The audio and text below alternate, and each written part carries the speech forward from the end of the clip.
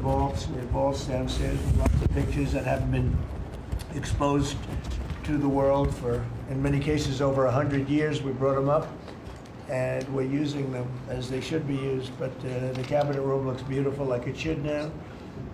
The Oval Office looks beautiful, like it should. It was not. It was like the rest of the country. It was in disrepair. 1 year ago, our country was dead, and said to me by many leaders, we had a dead country. Now we have the hottest country anywhere in the world. It's true. The hottest country anywhere in the world. Think of that. In 4 long years of the Biden administration, there were just $1 trillion of new investments in the United States in 10 months. We've secured commitments of over $18 trillion. So they had, in 1 year, less than $1 trillion. That's in a period of 4 years. Think of it, 4 years they had less than $1 trillion. In 10 months, we have more than $18 trillion. Is that right, Scott? It's even going to be higher than that. It'll be higher by and going up. Sir. And we're waiting for the Supreme Court case, and it's so important and so vital for this country because we're not only respected again, we're putting out wars by our trade policies, and we're taking in hundreds of billions of dollars, and our country is wealthy again and secure again, and it's part of national security, and I hope that goes well. I think it's very important, but think of the number. We're going to be over $18 trillion in 10 months, and which is a record times probably 8 or 10 times, I think more than that, for any country. There's never been a country that's had that kind of an investment ever in history. And there's never been a country that's had half of that. It's a tremendous thing that's taking place. We have companies moving in from all over the world, from Mexico, from Canada, from Europe, from China, from Japan a lot. We just had Toyota is going to spend $10 billion, they just announced, on building new plants in this country. Our workers, they're going to be our workers, but they're spending a tremendous amount. So the stock market is set 46 all-time highs. And this last Friday, which is called Black Friday, was the biggest ever online sales that there's ever been by a lot. More Americans are working today than at any time in the history of our country. I mean, these are the facts we have to get out. And, you know, there's this fake narrative that the Democrats talk about, affordability. They just say the word. It doesn't mean anything to anybody. They just say it. Affordability. I inherited the worst inflation in history. There was no affordability. Nobody could afford anything. The prices were massively high. Do you remember when we took over eggs? You did a great job on that, Madam Secretary. Agriculture, Brooke. Eggs were 4 or 5 times higher than they had ever been. They said don't order eggs for Easter at the White House. And we ended up doing it, and we got the egg prices way down, lower than what they were before. But the word affordability is a con job by the Democrats. They say affordable. I watched the other day where some very low IQ congresswoman talked about affordability, affordability, affordability. She had no idea. Their prices were much higher. As an example, energy, gasoline, we're now at about $2.50 a gallon. We're going to be, I think, at $2 a gallon. We could even crack that at some point. I'd love to do it. And we could do it more easily if we weren't building up the strategic national reserves, which Biden emptied out before the election so that he could try and get elected, meaning he started it, then he got thrown out of the race. Then she took over and she kept it going, and they emptied out these strategic national reserves, which are really meant for something else. They're not meant to keep people happy with their gasoline price. They're meant for war. They're meant for problems, big problems. He emptied it out, and then she continued it during the process of trying to get elected. Didn't work out too well for him. And they virtually brought it down to the lowest level, I believe, in history. And it didn't have much of an impact because the prices were very high. But our prices now for energy, but for gasoline, are really low. Electricity's coming down. And when that comes down, everything comes down. But the word affordability is a Democrat scam. They say it, and then they go on to the next subject. And everyone thinks, oh, they had lower prices. No, they had the worst inflation in the history of our country. Now, some people will correct me, because they always love to correct me. even though I'm right about everything. But some people like to correct me, and they say 48 years. I say it's not 48 years, it's much more. But they say it's the worst inflation that we've had in 48 years. I say ever. But whether it's 48 years or ever, it's pretty bad. We had the worst inflation that we've ever had. Since last January, we've stopped inflation in its tracks. And there is still more to do. There's always more to do, but we have it down to a very good level. It's going to go down a little bit further. You want to have a little tiny bit of inflation, otherwise that's not good either. Then you have a thing called deflation.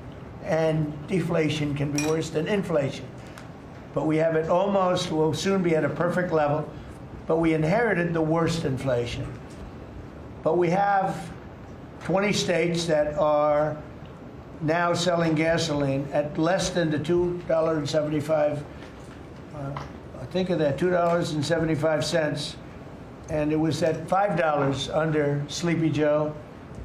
Grocery prices are down with the cost of Thanksgiving turkey this year down 33%. It was lower than 33% lower than under the Biden administration. Egg prices are way down 86%, thank you. And mortgage rates, despite the fact that we have an incompetent chairman of the Fed, a real dope, who should reduce rates. I saw even Jamie Dimon said he should be reducing rates. I never saw Jamie Dimon say that. I wonder why he said that. But he really said it because he's right. But we have a guy that's just a stubborn ox who probably doesn't like your president, your favorite president. But they're going to be coming down. We'll be announcing somebody probably early next year for the new chairman of the Fed. I talked to Scott about taking the job, but he doesn't want it. You got the greatest job here. Yes, sir. Right? He said, no, I want to stay chairman. I want to stay right where we are, Treasury. And I think we're doing really great, aren't we? Yeah? We're doing great, sir. It's a great team to be part of. Yeah, no, it's amazing. Under my executive order to lower prescription drug prices, which I think is the single biggest thing we've ever done that nobody writes about because you're fake news. I've made unprecedented deals along with Bobby and Oz and all of the people that work on it. A lot of people that you wouldn't even think work on it, but they do, to slash drug prices by 200%, 300%, 400%, 500%, 600%, 700%, 800%. Nobody's ever heard of it before because I instituted favored nations and no nation agreed to do it. And then I said to the nations, if you're not going to do it, I'm going to charge you 100% tariff, which is more money than we're talking about. And they said, sir, we'd love to do it. Please, we would be honored to do it. And they agreed that they would go along with the whole thing. Nobody thought you could do it because they felt, number one, you couldn't get the drug companies to do it. So we're paying, as an example, for the, let's call it the fat drug, F-A-T, for fat people. Anybody use it at the table? Don't ask. But the fat drug was $135. Think of that. For certain people, $1,300 for certain countries, $1,300 in New York. So in New York it was $1,300, and in London it was $135. And a friend of mine called me, he said, what is this? Why is it? He got used to paying $1,300. Well, now what we have it down to is, Bobby, what's the number? Like 150 or something? We have it down to a low number, don't we? Yeah, it's around 100, 125, 150. Think of that. So we got it down from $1,300 to $125 to $140, depending on various countries. In other words, we're paying the lowest price, tied for the lowest price in the world. People said you could never do that because you couldn't get the countries to agree to it. I did. Every country agreed to it because I said, if you're not going to agree to it, that's okay, I'm going to charge you tariffs. And as soon as I said that, they said, we agree. And then we had to be a little tough with the drug companies, but they came along. The bigger problem was the countries. The countries just wouldn't go along with it, but they did, every country. So we have reduced drug prices. by 500, 600, 700, 800, 900%, depending on the drug, depending on the company, depending on all of the different factors involved. Nobody's ever even thought of drug reductions like that, price reductions. And I told you the story that in my first term, I was so proud of myself because I reduced drugs. It was the first time in 28 years that drug prices were reduced. It was 1/4%, 1/4%. And I was so proud of myself. I said, it's the first time in 28 years that drug prices went down over the course of a year, over the course of a presidency. 1 year, 1/4%. I had a news conference. I was so proud. Now I got them down, not 1/4%. I got them down 400, 500, 600% and more. And the fake news won't write about it. And it's going to have a huge impact on healthcare because a big part of it's buying drugs, buying prescription drugs. It's going to have a huge positive impact because Obamacare is a disaster. I said it years ago and I say it now. And the money should be paid, taken away from the insurance company. Obamacare was made to make the insurance companies rich. Their stocks have gone up 1,000% in a short period of time because the money goes to the insurance company. I want the money to go to the people. Let all the money go to the people. And let the people go out and buy their own health care. And I see on television, people are advertising now, we will help you buy health care. We will go out and help you buy. That's becoming like an industry because of what I said. So something's going to happen. It's probably not going to be easy because the Democrats, frankly, they don't want to make a good deal for the people. They just want to make a bad deal for the country. They want to make a bad deal for the Republican Party.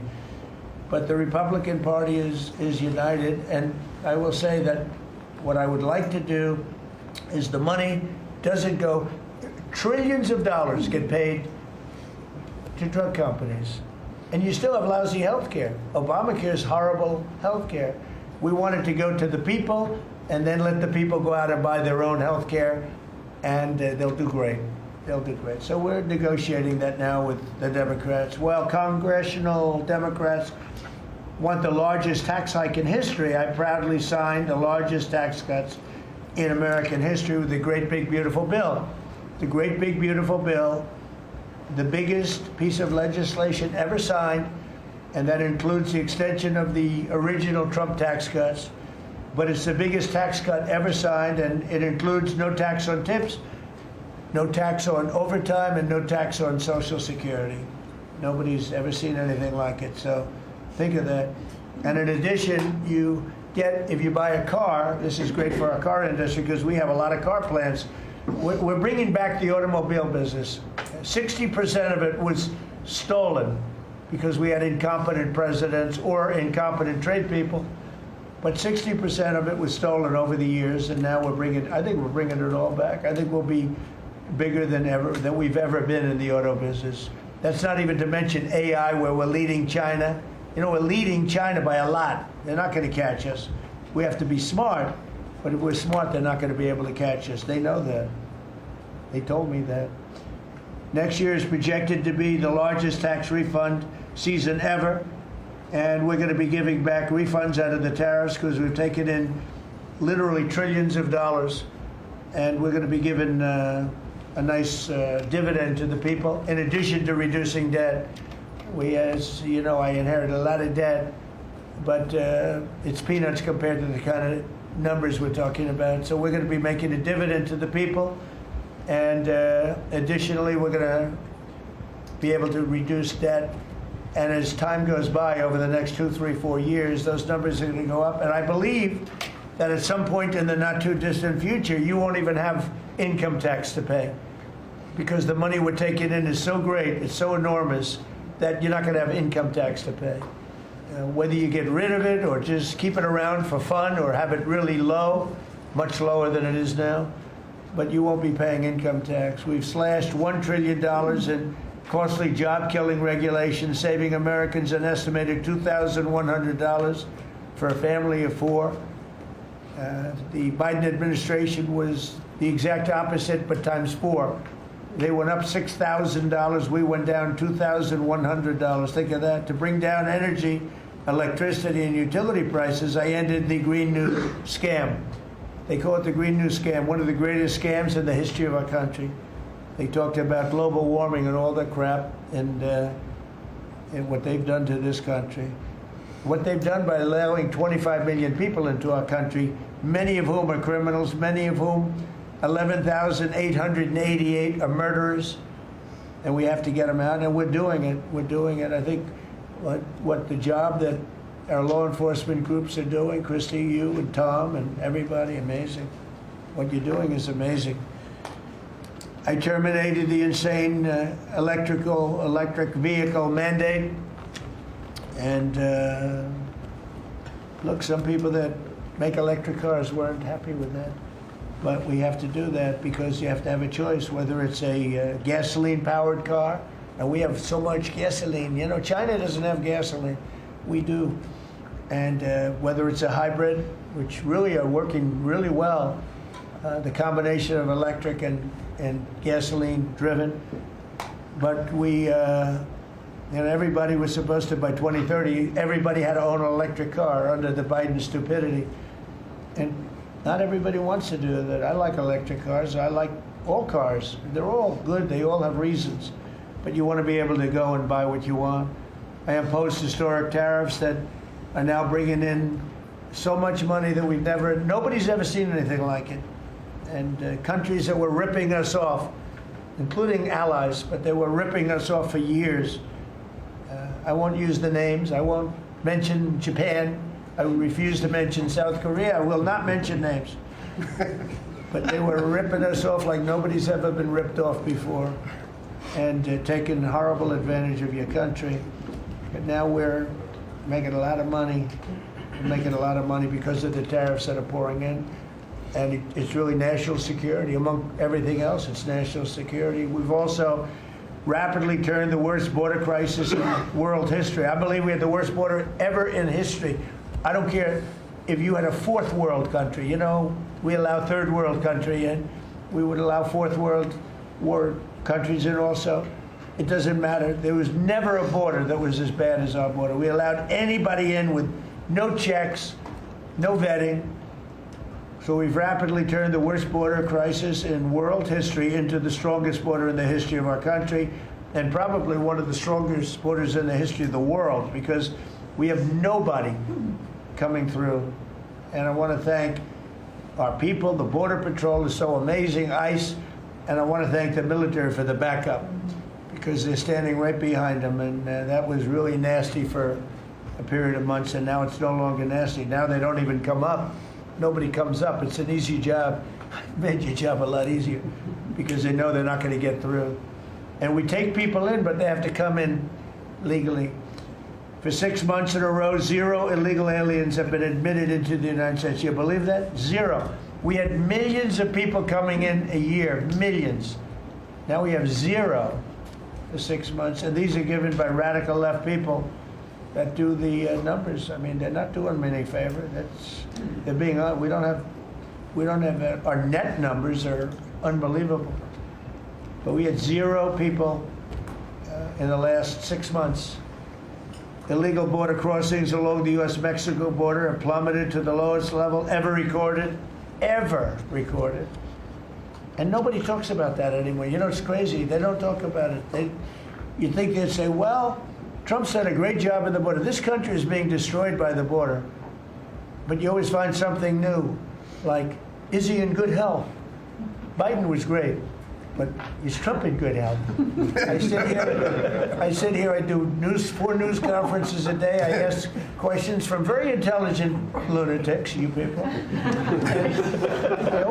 I give the right answers. There's never a scandal. There's never a problem. I give you answers that solve your little problems. You go back and you can't find anything, but you do stories about Biden was in wonderful health. The guy didn't do a news conference for 8 months. If I go one day, I had one day where I didn't do a news conference, there's something wrong with the president. You people are crazy. I'll let you know when there's something wrong. There will be someday. That's going to happen to all of us. But right now, I think I'm sharper than I was 25 years ago. But who the hell knows? By the way, I took my physical. I got all A's, everything. But they said to me, would you like to take a cognitive test? I said, is it hard? They said, yes. I said, well, I'm a very smart person. Who was the last president to take one? No president has ever agreed to take one. Because when you get into the mid-questions, meaning, 10, question number 10, 11, 12, 28, 30, they get harder and harder.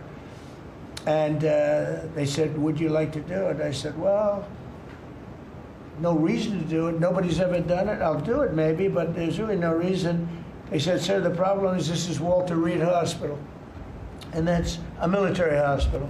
And that means that things are, sort of open. It's not like private where you have, if you do poorly, we'll have to, probably you'll find out. I said, I won't do poorly. I'm a smart person, not a stupid person. And as the doctor will tell you, I aced it. Right, Susie? I aced. I got every question right. And these are tough questions. These are questions that I would say 99% of the people that I'm talking to right now, meaning the people from the fake news, would not do well in those exams. But I'm the only one that took it. I got every single question right. And then I read in the New York Times, is Trump sharp? Trump is sharp. But they're not sharp. That's why they're going out of business, the New York Times. I hear that they're losing so much money, it's ridiculous. They're a bunch of fakers. But we can never let another thing happen like what happened to us with a fake election, with a rigged election, where a guy like Joe Biden assumes the presidency.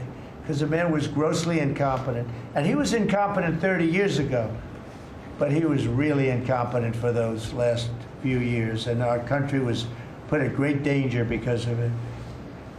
So for 6 months in a row, we had 0 people. Illegal border crossings along the U.S.-Mexico border have plummeted to the lowest level ever, ever, ever. Think of that. And the net benefit to our country is enormous, incalculable. America is strong and respected again. On the world stage, we're really respected. In fact, I went to a NATO and they were calling me the president of Europe. We're doing very well. We have a lot of respect. As you know, we have a problem with a war that our people are trying to settle now with Russia and Ukraine. We are not involved in the war monetarily anymore. Biden gave away $350 billion like it was candy. That's a massive amount of money. And much of it in cash, a lot of it in equipment. I don't give away anything. We sell the equipment to NATO. The European nations pay us for the equipment, 100% price. And then they bring it to Ukraine or whatever they do with it. But we're trying to get that settled. I've settled 8 wars. This would be the 9th. And our people are over in Russia right now to see if we can get it settled. Not an easy situation. Let me tell you what a mess. It's a war that never would have happened if I were president. Not even a chance. And it didn't happen for 4 years. We've renamed the Department of Defense the Department of War, and I thought that would be controversial. And frankly, I tell you what, I haven't met one person. There's not one person I've met that doesn't like it. Think of it. We won World War I, World War II, everything in between, everything before it. And then we said, let's change the name.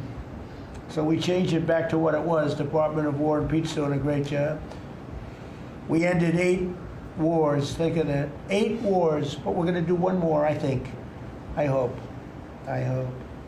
Every time I end a war, they say, if President Trump ends that war, he's going to get the Nobel Prize. So I end that war. Well, he won't get it for that war, but if he ever gets it for the next war, now they're saying, if he ever ends the war with Russia and Ukraine, he's going to get the Nobel Prize. What about the other 8 wars? India, Pakistan. Think of all the wars I ended. I should get the Nobel Prize for every war, but I don't want to be greedy. Actually, the woman who got the Nobel Prize said, "You've got to be kidding. Trump deserves the Nobel Prize." So that was very nice of her. I appreciate it, which is true, actually. But I don't care about that. You know what I care about? I care about death. I care about all the people that are dying. And last month, 27,000 young people died, mostly young people, mostly soldiers, despite some missiles being shot into Kiev and other places. But think of it, mostly young people. 27,000 people died between Russia and Ukraine last month. What a shame. So we're restoring law and order to our cities and towns. If you look at what's happened, and I want to pay my deepest respects to those two incredible people from the National Guard in West Virginia they came from. I spoke to their parents. Sarah is gone. She passed away. She's looking down on us now, and she loves her parents, and they loved her. They were, somebody said, how are they doing? I said, the word is devastated.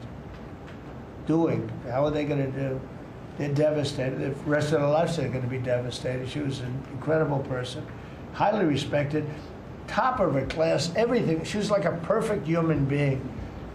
20 years old, just started. She was like a baby. She was so proud. They were giving her a promotion, and she told the parents that she was getting a promotion, and they were so proud of her. Then they get a call that this happened. And we have one young man who's fighting for his life. He's fighting very hard. I think he's probably doing better than anybody. They said he didn't have a chance. I'll tell you, the one who said he's going to live is his mother. Spoke to his mother. Sir, he's going to live. I spoke to her very soon after this horrible event took place with this scum that is able to come into our country. I spoke to his mother. Sir, he's going to be okay. I'm telling you. No doctor thought that. Nobody thought that.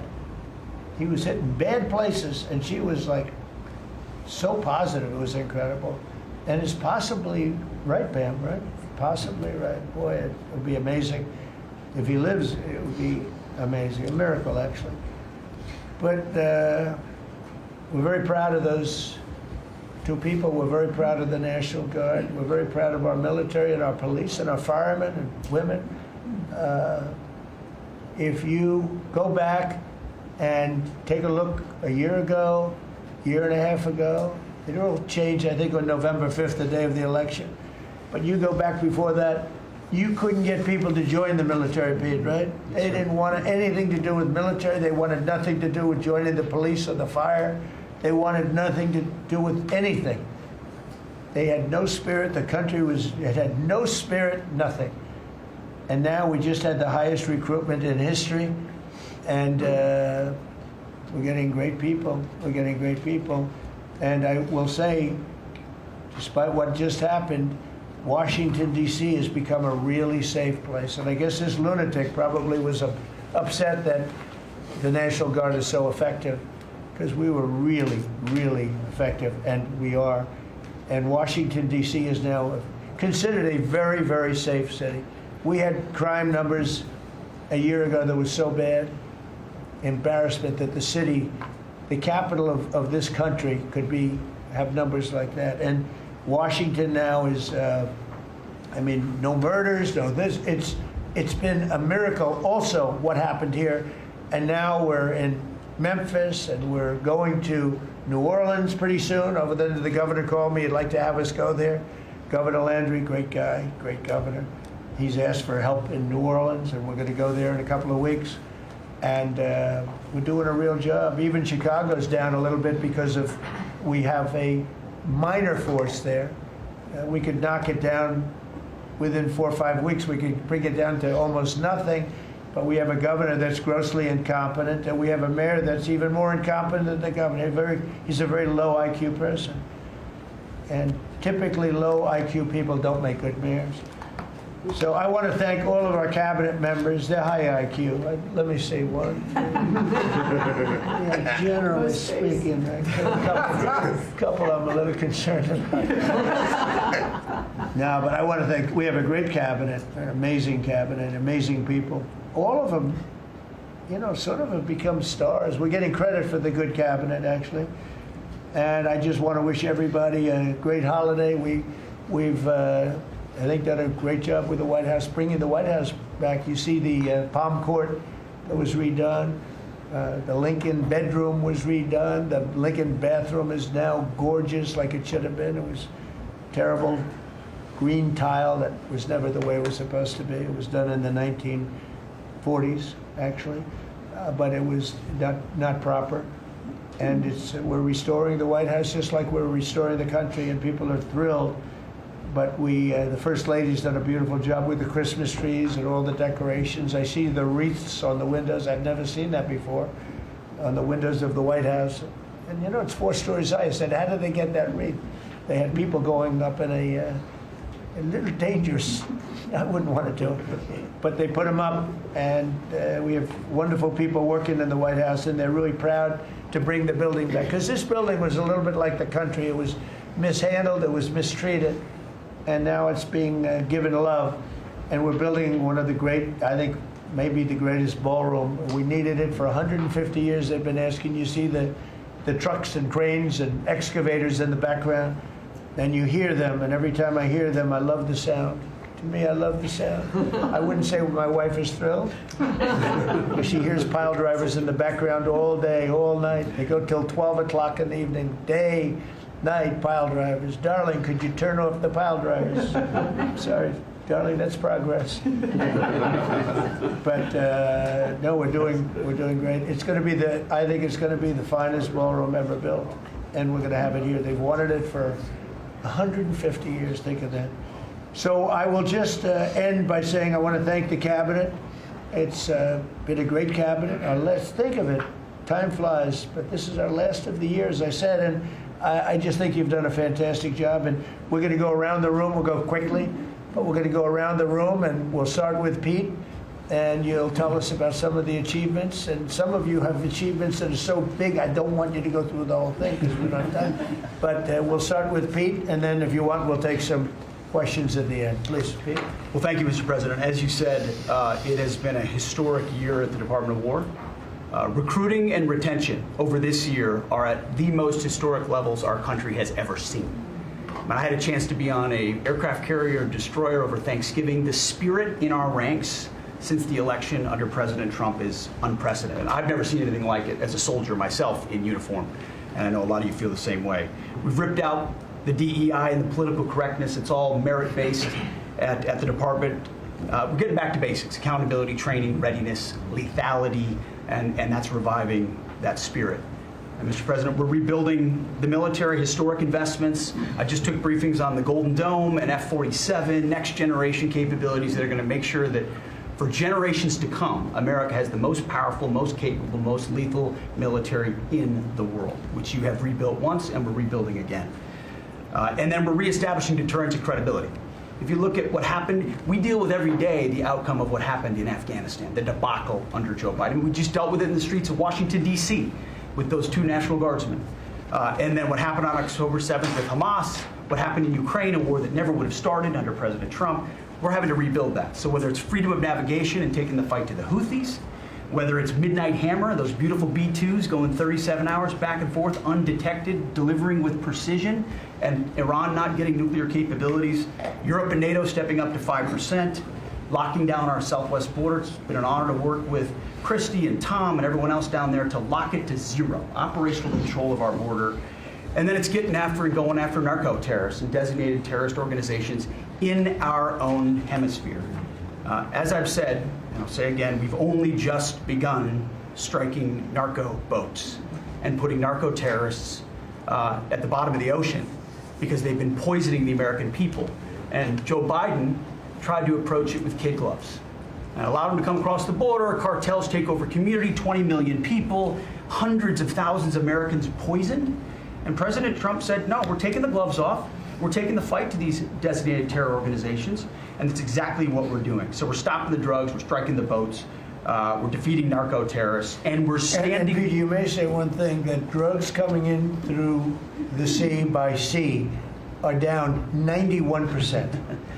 And I don't know who the 9% is. I'm not sure either, sir, because... But down 91% by sea. We've had a bit of a pause because it's hard to find boats to strike right now, which is the entire point, right? Deterrence has to matter, not arrest and hand over and then do it again, the rinse and repeat approach of previous administrations.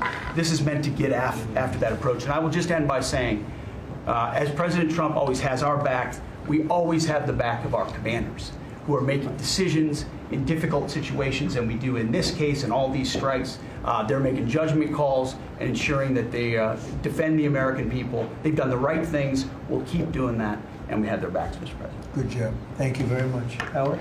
So we set out to stop the ripoff of the United States of America. This is about global change of trade. We've been ripped off since 1945 when we set this policy. So we set out, and together with my partners, Jameson Greer and Scott Bessent, we set out to change that. So we started, the first one was the UK deal, right? We asymmetric. They pay us 10%, and we get charged nothing. That allows us to export, and that began the process. Then we did the biggest, the European Union, 450 million people, $20 trillion economy. They completely opened their borders to us, and we charge them 15%. That makes America $100 billion a year and turns it back to where our economy is the best. And so it proved that President Trump's trade agenda was the right trade agenda. Then we go to Japan and Korea. They offer us $750 billion in cash to build in America at the president's direction. And we're going to start, as an example, nuclear. Right? We need to have a nuclear arsenal in America of power, the generation of power. So we're going to build hundreds of billions of dollars, financed by the Japanese and the Koreans, meaning they give us the money, we build it here, and we split the cash flow 50-50. We're going to build ships, $150 billion worth of ships in America. That changes the way things work. Right? After those trade deals, then you go to how are we going to reshore? Right? Let's start talking about the auto industry, right? We've been competed against by Koreans, the Japanese, the Europeans. We're kicking our tail. President Trump changed it. 25% tariffs, bring it all home. This year, General Motors stock up 40%, Ford up 34%, and on the same day that we announced we had set all the tariffs, Sean Fain, the head of the United Auto Workers, called and said, I can't believe I'm calling a Republican Secretary of Commerce to tell the president that this is the greatest administration for auto workers in America. Stocks up and auto workers up. That proves that President Trump understands how to take care of the whole ecosystem, both the companies and, more importantly, the people who work there. Semiconductors. Right? We didn't build any. The Biden CHIPS Act was a $60 billion giveaway. Right? We've now turned that. $300 billion is committed to America. That's going to go up to $750 billion in the next 60 days. Right? And then you go to pharmaceuticals. Right? $250 billion being invested in America, and then working together with Bobby Kennedy, right? Pounding away on that MFN, working together as a joint team. They're coming to over $250 billion and cutting prices in half. We did the golden share of U.S. Steel to make sure the Mon Valley is protected. Intel gave us 10% of the company, make tens of billions of dollars, right? And the last thing I will say is a year ago today, I was working on transition with President Trump, right? To build the greatest cabinet ever for the greatest president ever. And I, as I sit here today, I can't be more proud of how you did it, sir. You've created the greatest cabinet. It is a joy to be at this table. Amen. You know, one thing we will mention, so they came to see me from Intel, and they had a problem. I said, look, we'll fix your problem, but I think the United States is entitled to 10% of your company. And the chairman looked at me and he goes, you have a deal. Tell them, how much money have we made since I made that deal? It's only $40 billion. 40 billion. We made $40 billion. That was, what, 3 months ago? Does anybody write about it? Nobody writes about it. That's okay. Mr. Secretary, how we doing with transportation? Well, Mr. President, so just quickly on aviation, many of you have heard that we have an infrastructure made of copper. We have to transition to fiber. The last administration said it was going to take more than 10 years to complete the transition from copper to fiber. They had no plan to actually do it. We have already completed a third of this transition from copper to fiber. Now it's going to take longer for us to go from analog to digital. By the way, the rest of the world transitioned 20 years ago from analog to digital. We are just going to do that at the FAA right now, but we're buying new radios We're going to buy new radar. By the way, those radar are going to be made in America, Mr. President. This phase of the operation will be completed by the time you leave office. It's 3 years. I do need another $20 billion, Congress, to start the second phase, which is really important, and we'll try to get that done also in that 3-year time period, but we need the money. Critically important. With regard to commercial driver's license, I think we've covered a lot the crashes that have taken place around the country. And what we found is there have been states that have issued commercial driver's license to foreigners, and they've gone through sham schools, and they're not safe on American roadways. And so, in partnership with Secretary Noem, we have driven those numbers down. We got California, Gavin Newsom, to revoke 17,000 unlawfully issued licenses.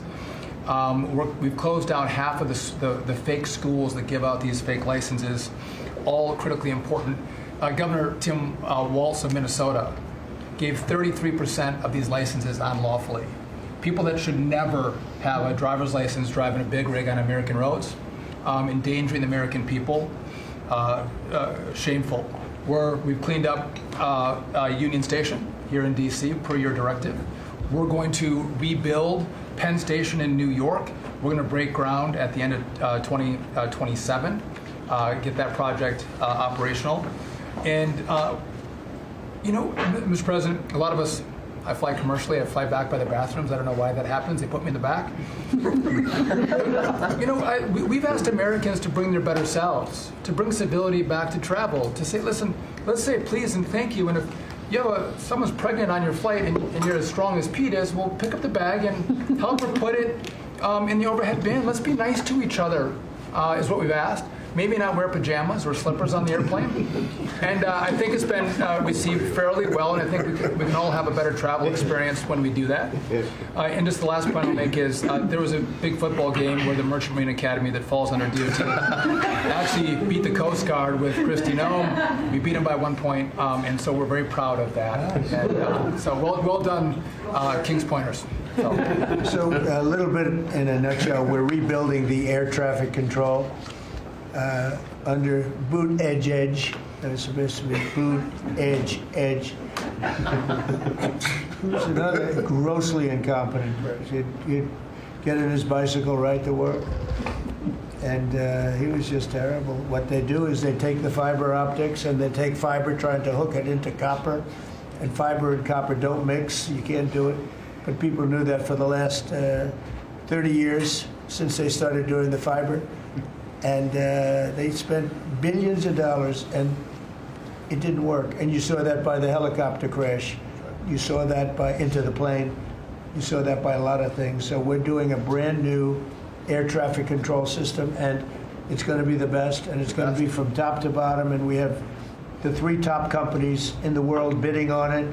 And it's going to be one bid, and we're going to have one company responsible, and it'll be the best system.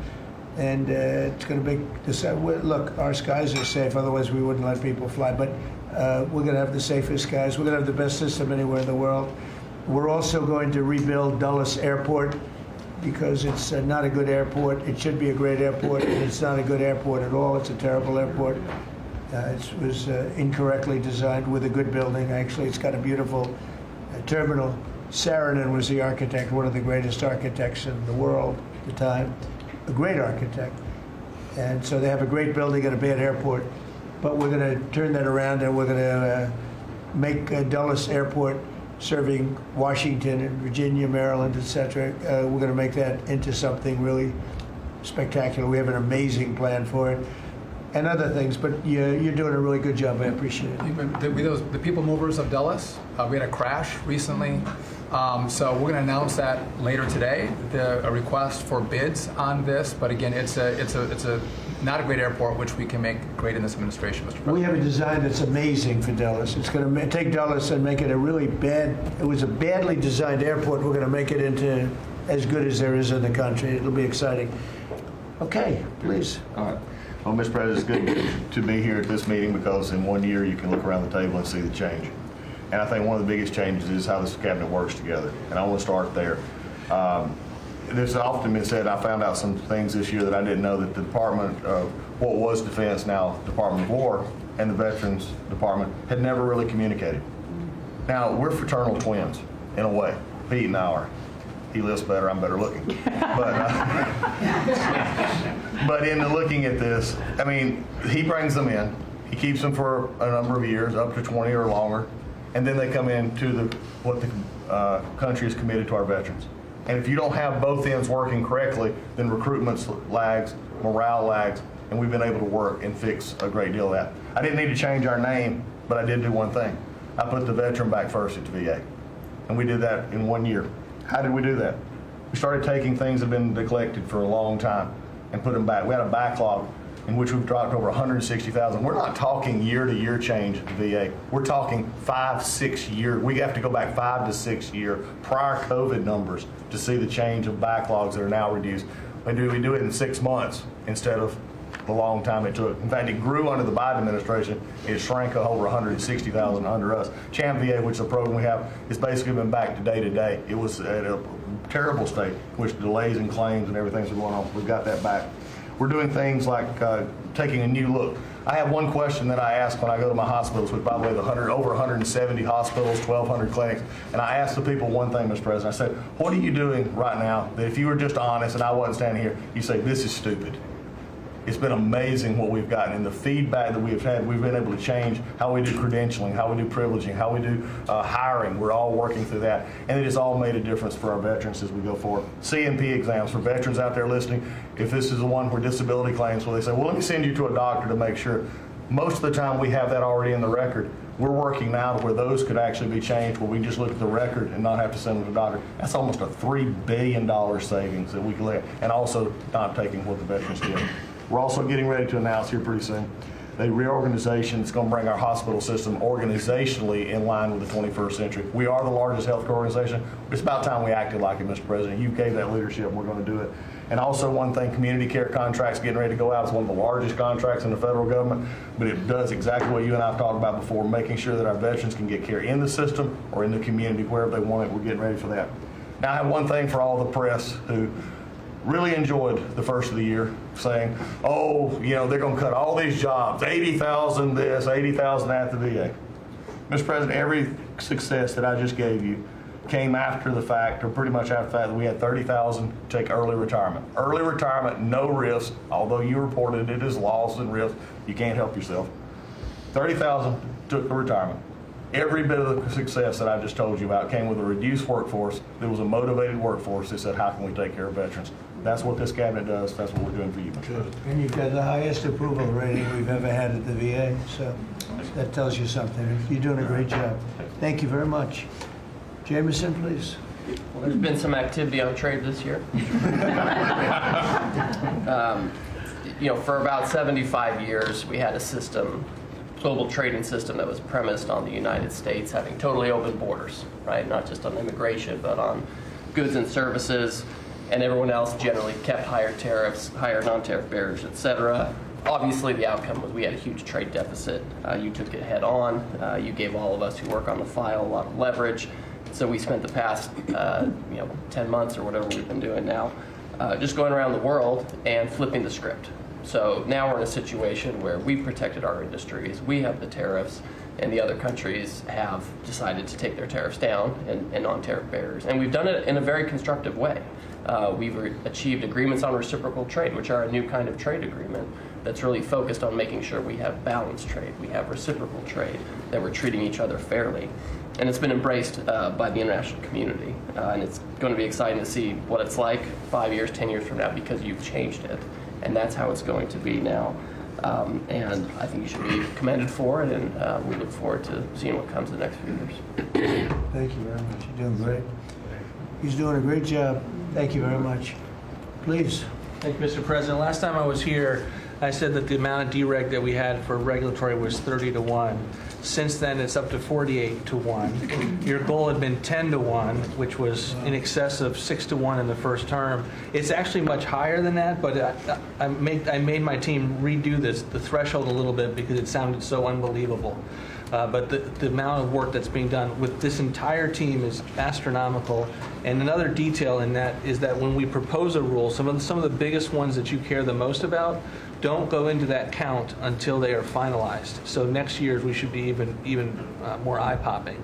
One of those to talk about is the federal acquisitions regulations, which you gave us a charge 6 months ago to dramatically reduce. In 6 months, we've lowered it by 25%, 500 pages, 2,700 mandates, which is a third of the mandates. That's going to lead to savings, competition, and speed. So probably $40 billion for the agencies in savings over the course of 10 years. When we get up and running, it'll be north of between $200 and $400 billion. Competition, about 45% of government bids only have one bidder. So you got no competition in that situation. That will now change, and then we're just getting faster, months, and hopefully we turn it into years, which means you all around this table can buy things that you need quickly, and that you have better vendors to come, many of them small businesses who want to participate in the federal procurement process. So making all sorts of improvements on that front is very exciting. Thank you, Mr. President. Great on the regulations. We're cutting them at levels never seen before. And I have the record from the first 4 years, but we're blowing that record away, so it's been really great. Good. Scott? Yes, sir, Mr. President. Great to be with everyone. And, you know, when you were giving your report, which was fantastic, and I listened to the report of all my colleagues here and those that will come, it reminds me when I played in the NFL, we had this thing called game film. You know all about film. And we had a saying that said, the film don't lie. The film tells a real story. And I hope that the American people, when they watch the film that's going on now in this time in our history, that they will see that America is greater today than it ever has been. And so I thank you for that. And thank you for giving us good stories that we can tell for the American people. Scott, we're saving our country. Yes, sir. Okay, and I don't want to be braggadocious. We're saving our country. Our country was going down and would never have been able to come back. We're saving all of us, but we're saving our country. All right, go ahead, please. Yes, sir. So at Housing and Urban Development, in keeping with your executive order, sir, in making America's streets safe and beautiful again, we've been very intentional about making public housing in our country safe. And I want people to know, our colleagues know this, but people in America know that we actually care about people that live in public housing around our country. A lot of public housing is wrought with crime, sex trafficking, drug trafficking, illicit drugs, illegal aliens living in public housing, but we've put them on notice to let you know that it's not lost on us. We care about the people, we're paying attention to it, and we're going to root out crime in public housing. We've been very focused on working with the Memphis Safe Task Force, the DC Safe and Beautiful Task Force, working with Pam and Christy and others, and law enforcement. Our law enforcement is tremendous. Every single night they go out and they go to public housing to make sure that our people are safe, mothers and children are safe. And so at HUD, you know, it's a different day. We're running new plays.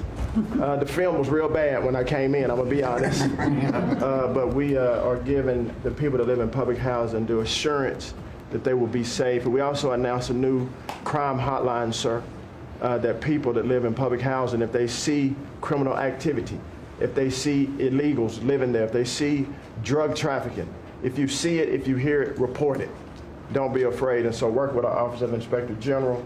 We've set up this crime hotline, and also working with Christy and Department of Homeland Security, making sure that everyone that lives inside of public housing is accounted for and that they are American people. And so I say that and I emphasize that to know that we prioritize American people and American people only. Lastly, sir, in Atlantic City, we took over the Atlantic City public housing because the living conditions were deplorable. And they have people that have been living there for 3 generations, and they were being treated very bad. And so I took it so that we can now give people a safe place to stay. And working with the First Lady in the Foster Youth Initiative has been a great joy for me and our team. So thank you for doing that executive order to make sure that our foster youth have a safe landing pad and have financial literacy as they age out of the foster youth system. And sir, you talked about affordability. HUD has supported over 1 million Americans in home ownership and affordability, and over 560,000 are first-time home buyers. So I hope that the press will write about that good news, that 1 million people are able to own a home and to refinance their homes. And sir, we are moving our building from D.C. to Alexandria, Virginia. So thank you for your support. We're going to save the American people about $500 million. So that's my report. Thank you, sir. Thank you, Scott, very much. Brooke? Well, coming off of Thanksgiving, moving towards Christmas, I think it's the season of Thanksgiving, and 2 words for me are gratitude and joy. Gratitude to you for, as Howard said, bringing this team together. I say it a lot, but I'll say it again, that this is like family at this point, and I don't know that there's ever been an organization like this, at least a government like this in the history of our country. These jobs are hard, but the joy every day in getting to fight for America and save the country is the privilege of all of our lifetimes, I believe. So thank you for that. At U.S. Department of Agriculture, the People's Department, Abraham Lincoln launched this department in 1862. But under your leadership, we have finally, again, put farmers and ranchers and rural America first. In the last year, it's no longer DEI, climate change, sending out money based on the color of a farmer's skin. It's now about literally putting farmers back at the center of it. And under the last administration, we talked a lot about affordability. We'll continue to talk about that. But under the Biden administration and the destruction of our economy and the cost of inflation, interest rates for farmers and ranchers went up 73%. Labor went up 47%. Fertilizer went up 36%. Fuel went up 28%. So when you think about the extreme economic strain that a lot of our farmers are under in our farm economy, these are massive, massive numbers that will take some time to get out from under. But we've already seen the beginnings of the movement toward more affordable food, housing, fuel, et cetera, and that will only continue to trend as we work to solve those issues. My partners in trade, of course, they do the work, but I'm constantly talking to them about selling more soybeans, selling more corn, getting more of our products out. But when we really think about how to solve for this idea that for so long our farmers, many of them have been farming for government checks instead of moving their product around the world, these trade deals change that forever. And it isn't one trade deal or 2 trade deals, it's dozens of trade deals. And so talking about rural prosperity and bringing the golden age back to rural America, which has been lost for too long. And we're going to focus on that next year, hopefully with our vice president, many of our cabinet members. But the opportunity to do that under these new trade deals is unprecedented. And so just putting farmers first, our ranchers first, Mr. President, is such a huge priority and an accomplishment of the last year. The second quick thing is lawfare, and I know you know this better than anyone in the country.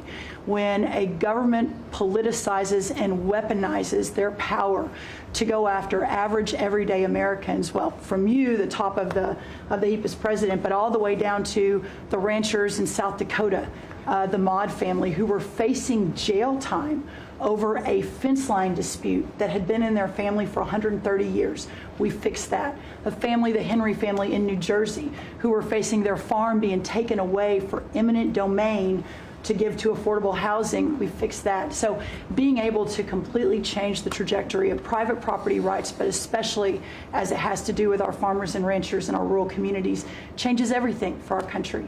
And then the third thing, we have so much great things to talk about at USDA, but the third thing, which became very much a part of the national conversation during the Democrat shutdown, was SNAP reform, food stamp reform.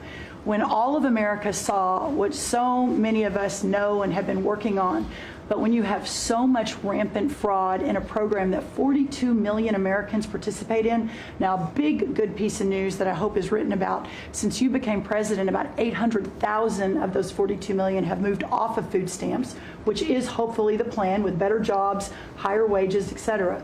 But still, when we found 186,000 dead people's Social Security numbers being used, 500,000 people receiving benefits more than twice. We had a couple of people receiving benefits in 6 states.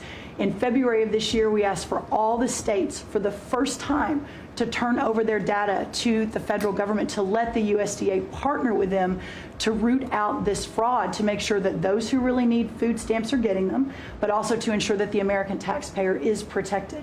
21 states said yes, not surprised. 29 states said yes, not surprisingly, the red states, and that's where all of that data, that fraud comes from. But 21 states, including California, New York, and Minnesota, the blue states, continue to say no. So as of next week, we have begun and will begin to stop moving federal funds into those states until they comply and they tell us and allow us to partner with them to root out this fraud and to protect the American taxpayer.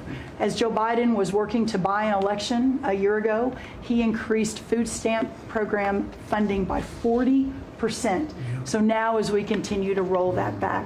So the partnership in Making America Healthy Again is also in food stamps, but a lot of what Bobby and I are doing together is really remarkable. But again, just gratitude and joy for this work, and so grateful to you. The final thing I'll say, a lot of gratitude to Secretary Marco Rubio for wearing his Aggie maroon tie as a reflection of Texas A&M beating Florida handily about a month ago. So Marco, I want to thank you, and much gratitude and joy in my heart as well. Yes. But thank you, sir. We also have to say something about China with one of the largest purchases ever in our country, the soybeans.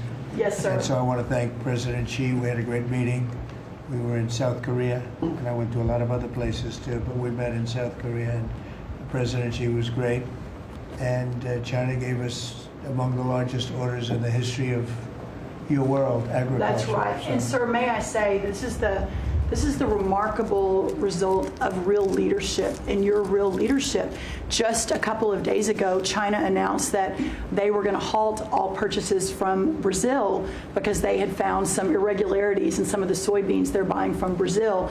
And what that means is a continued signal that this country and our farmers produce the best, highest quality soybeans, sorghum, et cetera, in the world. And what you've been able to do is open those markets up and again, move toward an era where our farmers are not so reliant on government checks, but they have the markets to sell their product. Having said that, we do have a bridge payment we'll be announcing with you next week as we're still trying to recover from the Biden years. That's right. To help the farmers. We're going to help the farmers. They did not help the farmers. That's right. Thank you very much. Thank you, sir. Scott? Mr. President, it's been a great year on the economy, but the best is yet to come. The tens of trillions of dollars that have come in investment, both the portfolio investment by companies, investment by countries, that is turning into a CapEx boom for the U.S. Capital expenditures up 15% in history. When CapEx is up, jobs will follow. The One Big Beautiful Bill is an incredible, as you said, thanks to your leadership, along with Speaker Johnson, Senator Leader Thune, we had that done on July 4th, which everyone said was impossible.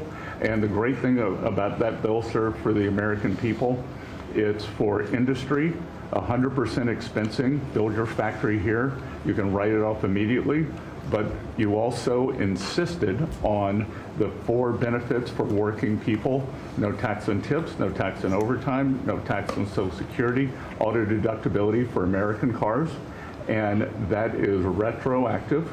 So as a result, in 2026, we are going to see very substantial tax refunds in the first quarter.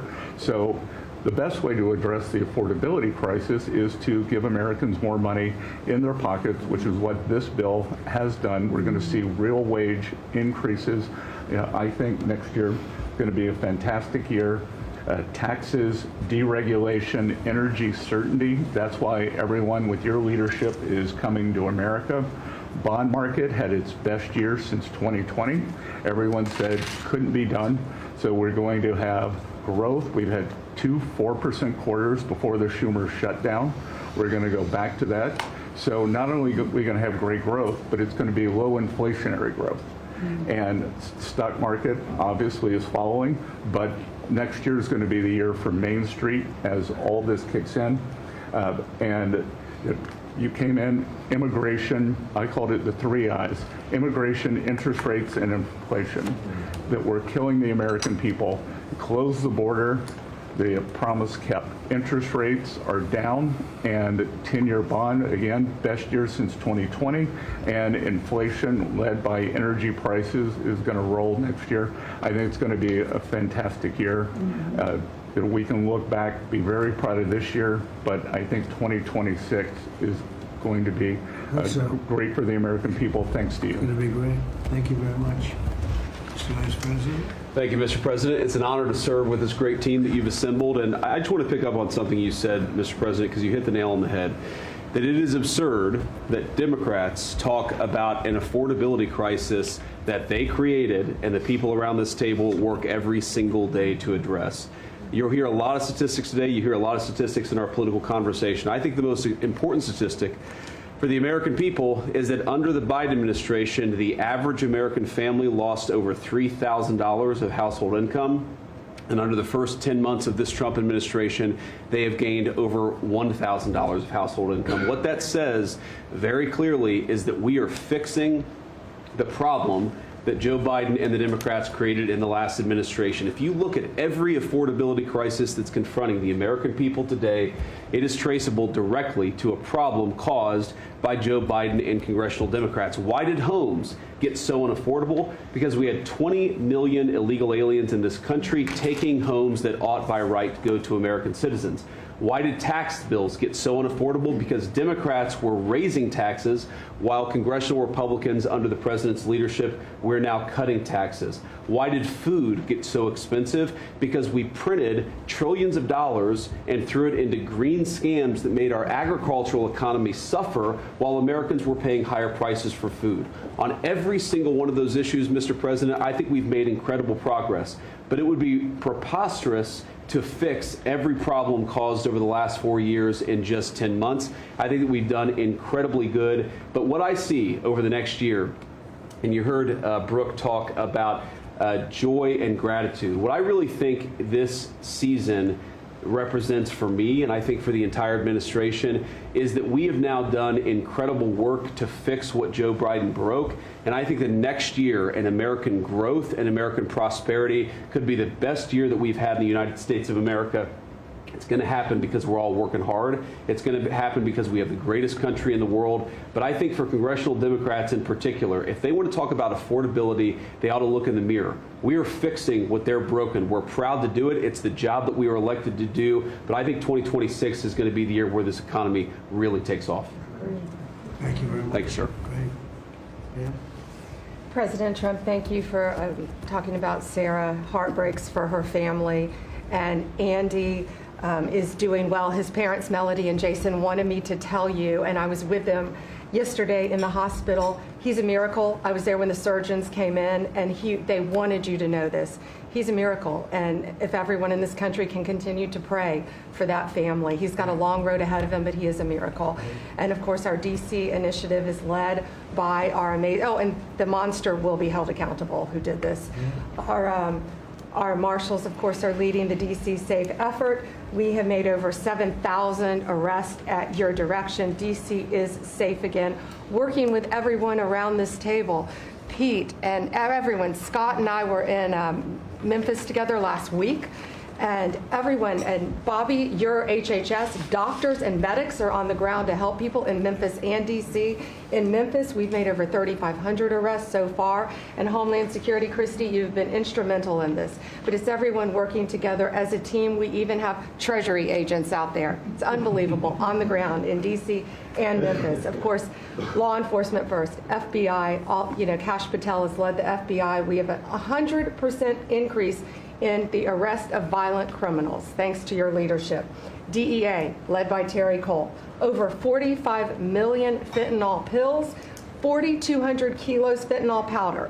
That is the equivalent of 347 million potential lethal doses. That's unbelievable that you've taken off the streets of our country. And the weight of all the drugs combined taken off by DEA is the weight of 17 full semi-trucks of the drugs just since you've been in office, the drugs that had flowed into this country under the previous administration. ATF, led by Rob Sakata, has seized more than 31,000 illegal guns. 31,000. Unbelievable at your leadership. 19,000 of those were from trafficking cases. We've been sued on the legal front now. We have been sued 575 times. 575 times. More than every administration going back to Reagan combined. Most recently, yesterday, I was sued by an immigration judge who we fired. One of the reasons, she said she was a woman. Last I checked, I was a woman as well. 24 Supreme Court wins, President Trump, 92% success rate. We told you it would take a while to get to the Supreme Court. We're doing it at record speed, led by John Sauer, of course, Sarah and Hosh, all working together. Immigration, we're winning. Nationwide injunctions, ending DEI funding, working to secure that our federal workforce is aligned with your America First agenda. Representing pretty much everyone in this room. We met with your general counsel yesterday, Doug, working with everyone. It's nonstop. ICE, of course, we're winning there with Christie. We're Brooks, SNAP benefits, won there. Marco, USAID. Pete, National Guard, of course, going nonstop. Our U.S. attorneys are fighting violent crime, working around the clock to make America safe again, which was your directive. Our Civil Rights Division, suing Gavin Newsom 3 times now, Prop 50, keeping boys out of girls' sports, and in-state tuition for illegal aliens. We've sued over election integrity. We are litigating major universities with Linda. Thank you, our Civil Rights Division, for everything that you've done to end DEI in our schools. Our Civil Division fighting sanctuary cities every single day.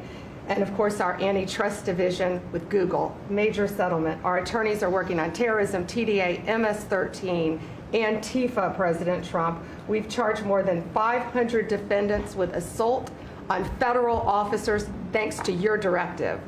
And also, we have dropped countless cases against Americans that were prosecuted under the Biden administration, including J6, COVID, FACE Act, and more. And as everyone knows, we cannot talk about pending grand jury investigations, but no one is above the law, and that includes what happened in Arctic frost. I hope everyone has a very Merry Christmas, Happy Hanukkah, and Happy Holidays. Thank you for fighting for our country. Thank you. Thank you very much. Please. Laura. Well, thank you, Mr. President. Thank you for allowing me to be at this table. When I came on board, I knew really none of you in this last year, and it's been a year, Mr. President, since I've had the pleasure to serve this country on the workforce. Everybody said the Department of Labor would be quiet, fly under the radar, you won't have to do too much. Absolutely not, because you made the American people realize the American dream is real for the American workforce. And it's been under your leadership, Mr. President, that over 2 million jobs that has been created since you started have been native-born workers. And that is the difference between this presidency, this administration, as opposed to the Biden administration, where mostly foreign-born or federal government jobs. And I think through the private sector, over 2 million jobs of native-born. And so the Labor Department has wasted no time in putting that into action with our Make America Skilled Again, either grant dollars, but the intentionality of the apprenticeship program, 1 million active apprentices across this country. We have done over 250,000 new apprentices so far in the first year and registered over 2,000 new apprenticeship programs. Why do we need the apprenticeship programs with the men and women in the trades? Because of the leadership of onshoring and reshoring, and have a lot of these companies reinvest in America. We have to build this country. We cannot do that without the tradesmen and women and the craftsmen of this country. And I think that, Howard and I, we talked about that from the beginning, and we're going to have to lean in on that because we need the labor force, 700,000 new skilled jobs with electricians, construction workers, machinists, and so forth. And as I traveled with the Vice President as well, we see that on the manufacturing floors of this country, they're in desperate need. The Department of Labor are going to get the workforce skilled again. Working with Secretary McMahon as we move a lot of the education out to our respective states, we are now working together, and we have deployed $86 million in investments, and a lot of that is in AI infrastructure jobs to have our new workforce proficient and literate in AI if we're going to continue to lead the AI race, and we're working on that. And the Department of Labor is now creating and will soon launch the AI infrastructure and workforce hub, which we will be able to track that metrics to see exactly if these dollars are going correctly. Integrating education and workforce with, obviously, Administrator Leffler and I are on the road a lot together because we're talking about Main Street as well as a lot of the manufacturing jobs and how we're being an ally to our businesses as opposed to an adversary. For far too long under the Biden administration, we were adversaries to our business owners, and we want to give them a leg up always and make sure that we're paying attention. And we want our workforce to be educated. We do not need the numbers that we have seen across this country where our 4th through 8th graders cannot read, write, or do any math, and they are our future workforce. We have to depend on the American worker first. Also, lowering healthcare costs in line with the executive order. I'm working with Treasury and HHS, and rulemaking is underway to expand healthcare transparency and make pricing more affordable for our employers who offer these to their employees. Promoting retirement security. The department rescinded the Biden administration's guidance that restricted the use of crypto in the retirement investments, and we're seeing more and more of that, where we also rescinded the supplemental statement that discouraged the fiduciaries from considering the alternative assets for 401ks, and that will also come through the Department of Labor, that rulemaking. Ending abuse of cheap foreign labor at the expense of the American worker. We launched over 200 investigations into companies who will have abused and or fraudulently against the American worker. So Project Firewall was released. Thank you, Mr. President. We want the trained workforce, but we will root out the fraud and abuse, and we'll protect the American worker first.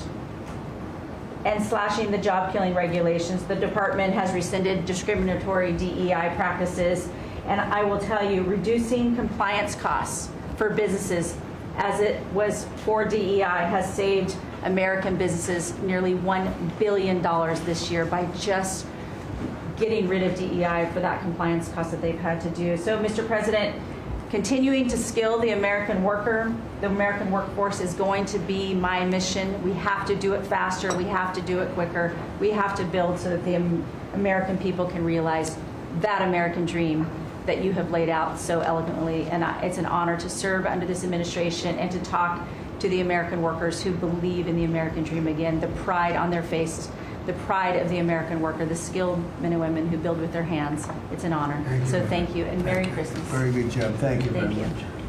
Chris? Mr. President, I am honored and frankly inspired to sit at this table with this incredible team of leaders that work every day for one and only one constituency, the American people. Not this group or that group, the American people. The price of energy that's very much on the mind of Americans. The biggest determinant of the price of energy is politicians, political leaders, and policies. That's what drives energy prices.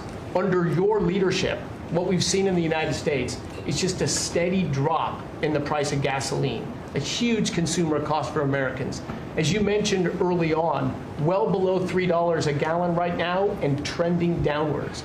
There are a number of stations in the heartland of America with $1.99 signs flying today. That's simply impossible without the leadership and changes you've brought. Now, of course, you can go to California, where the average price of gasoline is between $4.50 and $5 a gallon today in California. That's just bad political leaders there and bad policies in California. And taxes. And taxes. Taxes they charge on gasoline are just insane. Terrible.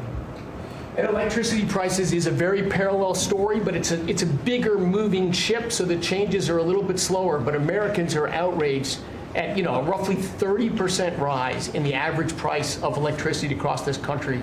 But everything we are doing together is going to reverse that. Not just stop the rises, but start a downward trajectory in electricity prices. And I can say that with confidence, not because we think these policies will work. We know these policies will work, and I'll get to that in a second.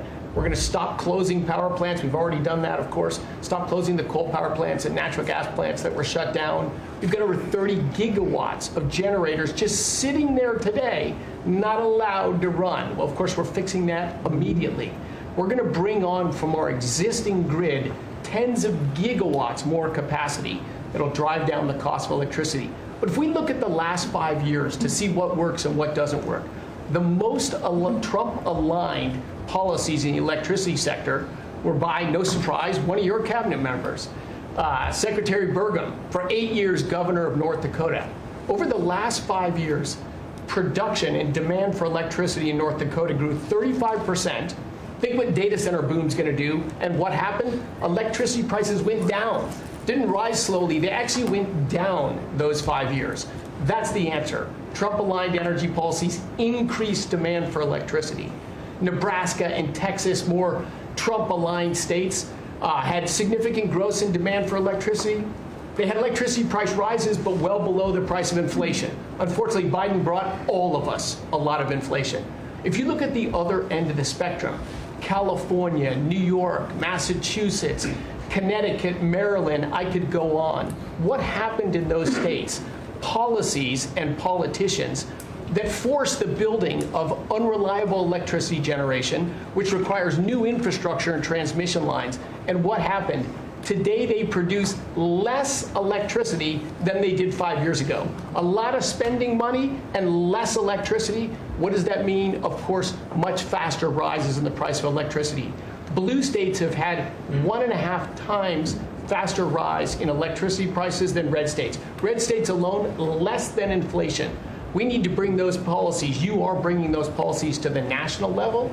We hope the blue states will come along with us, but your policies are going to start the decline of electricity prices nationwide under your leadership by just bringing back common sense. So thank you for allowing me to be part of this team. For people here who are focused on winning, special thanks to Howard and Scotty who were there with me to see the Denver Broncos win on Monday night. Now we want nationwide wins on energy for 3 more years. And we're doing more energy production than we've ever done by far right now. Records across the board that will continue to be reset every year you're in office. Thank you very much. Well, Mr. President, thank you for giving me a very interesting job. Some days it's a little controversial too, but it's been an honor to work for you. You are a great American.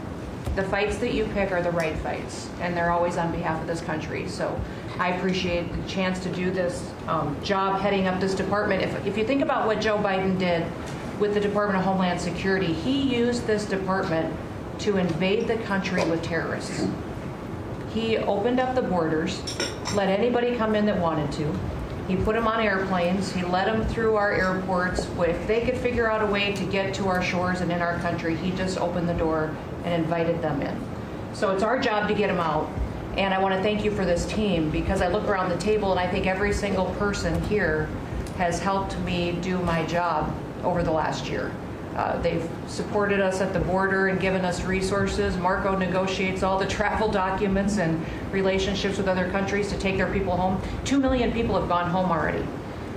The people that were here illegally, you've removed from our country and sent home. And we're going to send more home for the holidays too, and make sure that they get to be with their families in their countries. Yes. Mostly the bad ones. That's right. Focus is the bad ones. That's right. And there are a lot of them. The terrible, horrible people. And Pam makes sure she's fighting for us in court so that we can get up every day and be bold. We're going to hire our 10,000th ICE officer. Will be on the job within 10 days. So we have hired 10,000. We've had hundreds of thousands of applications. We've got within the department, TSA went through this government shutdown without any delays. They all showed up for their shifts and worked hard doing security. And they have been absolutely fantastic. Sir, you made it through hurricane season without a hurricane. Yeah. And so FEMA, you kept the hurricanes away. So we appreciate that. And FEMA is deploying resources and dollars 150% faster than ever before. So if somebody does have something bad that happens to them, you are immediately there helping them and telling them they have the resources to get back up on their feet. So we have built and deployed hundreds of miles of border already. You have cut the fentanyl flow over the southern border by over 56%. You've saved hundreds of millions of lives with the cocaine you've blown up in the Caribbean. And, you told me to look into Minnesota and their fraud on visas and their programs. 50% of them are fraudulent, which means that wacko Governor Walz either is an idiot or he did it on purpose. And I think he's both, sir. He brought people in there illegally that never should have been in this country, said they were somebody that they're not. They said they were married to somebody who was their brother or somebody else. Fraudulent visa applications, signed up for government programs, took hundreds of billions of dollars from the taxpayers, and we're going to remove them and we're going to get our money back. And we're going to, this next year, make sure that we only put people in leadership positions in this country that love this country and have its back. So thank you for letting us get up every day and have a purpose. We Thank appreciate you it. very much. Thanks, Chrissy. Appreciate it. Mr. President, you're exactly right. We are saving this country. We're doing it one Main Street at a time, and we're doing it at record speed and at record levels. Under your leadership, small business optimism, according to the U.S. Chamber Index for small businesses, has reached an all-time high in the history of that index. So on Main Street, the economy is coming back thanks to your leadership, thanks to getting Biden inflation under control. Small businesses' number one concern right now is finding skilled labor, and that's why Secretary Chavez DeRemer and I have entered into an MOU to speed that workforce to small businesses that under this administration are now at record levels. 36 million small businesses have now taken on board, for the first time in the SBA's history, $100 billion. That's $45 billion in small business lending at 85,000 small businesses, most of that under your term, and $52 billion out to small business investment companies. So we are running this agency like the best run bank in the country. We are growing small businesses across Main Street, and we're deregulating to the tune of $100 billion, working with all my fellow cabinet members. And thank you for putting together the best cabinet in history. Iron sharpens iron, and thank you for bringing such a strong leadership group together. And then finally, I've walked factory floors from Alaska to Maine, and the workers, the small businesses, most manufacturers in this country are small businesses, 600,000 of them. They are so grateful to your fair trade, low inflation, deregulation agenda that is creating national security and economic security in this country like never before. And so I want to also finally thank you for bringing faith back to the White House, to this administration. I want to thank Brooke for hosting the Cabinet Bible Study and invite everyone tomorrow to Bible study and making this country something that we can be so proud of under your leadership. And I am so blessed and honored to be part of this team. So thank you, Mr. President. Thank you very much. Thank you, Mr. President, for your leadership. I am truly grateful to be a member of your team here at this table to help support you in delivering on the promises that you made to the American people. You came in with a very clear mandate of taking on the rampant weaponization, politicization of the intelligence community and federal law enforcement, experiencing yourself, the deep state abusing their power as they have against you, your family, and so many of the American people. Bring out accountability truly for those who have abused their power, making sure that the intelligence community is supporting your efforts in keeping the American people safe, secure, and free, and being the president of peace. I'm grateful to be in this position as your Director of National Intelligence to support you in these efforts, and I'll cover very briefly what we've done over the last year under your leadership and what we look forward to continuing to focus on next year. First of all, under your leadership, again, we've taken on a historic effort for transparency, declassification, and exposing these abuses of power by these deep state actors. We've declassified over 500,000 documents, many of which had never been seen before by the American people, put them online to bring about this level of transparency. We formed a weaponization working group, again, to be able to go after a lot of these abuses of power that have never seen the light of day, to support the accountability that under Pam Bondi's leadership in the Department of Justice is coming about. Secondly, bring about reforms to the intelligence community to make sure that we have the most effective and efficient and focused workforce that's really working on bringing about the priorities you have laid out in ensuring our country's security. And lastly, Mr. President, working with many of our partners here around the table is going after these domestic threats.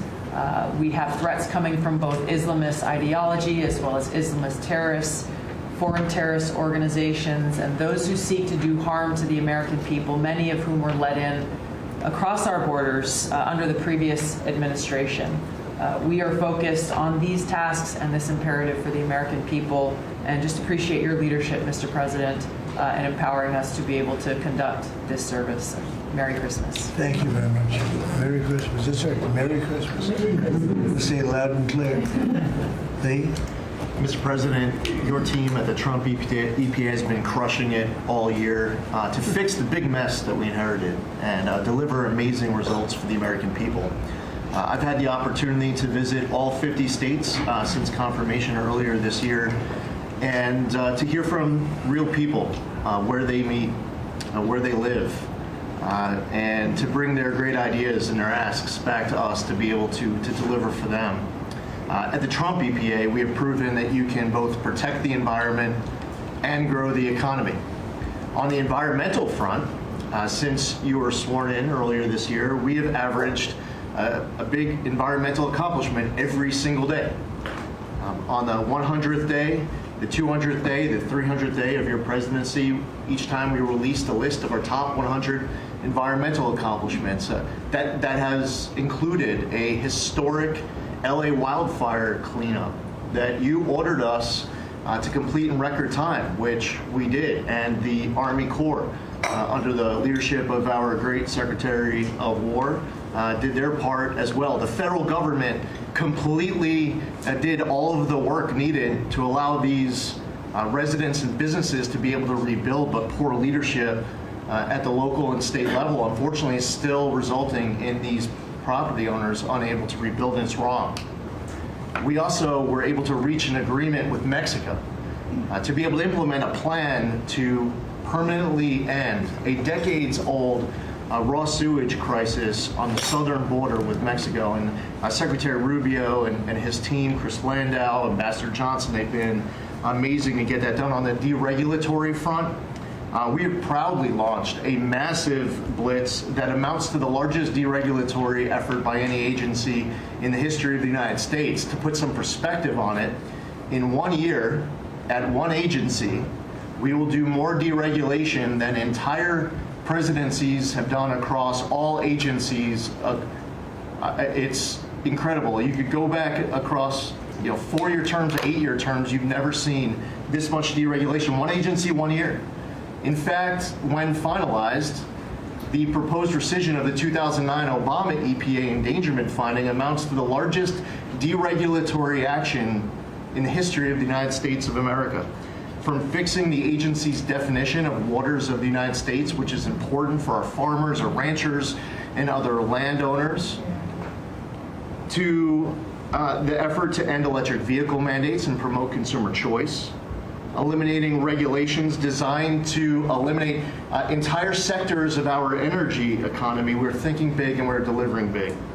We have reduced terrible derailments on diesel exhaust fluid systems. We're getting water moving faster, new pipelines and power plants built, and we're helping to unleash energy dominance. Mr. President, on the operational front, we have significantly reduced the size of the agency workforce, and we are accomplishing more with less. It's all about priorities, and our focus is on fulfilling our statutory obligations, helping to fast-track project approvals that were taking way too long, and closely following the law, as well as key Supreme Court decisions like Loper-Bright to overturn the Chevron doctrine.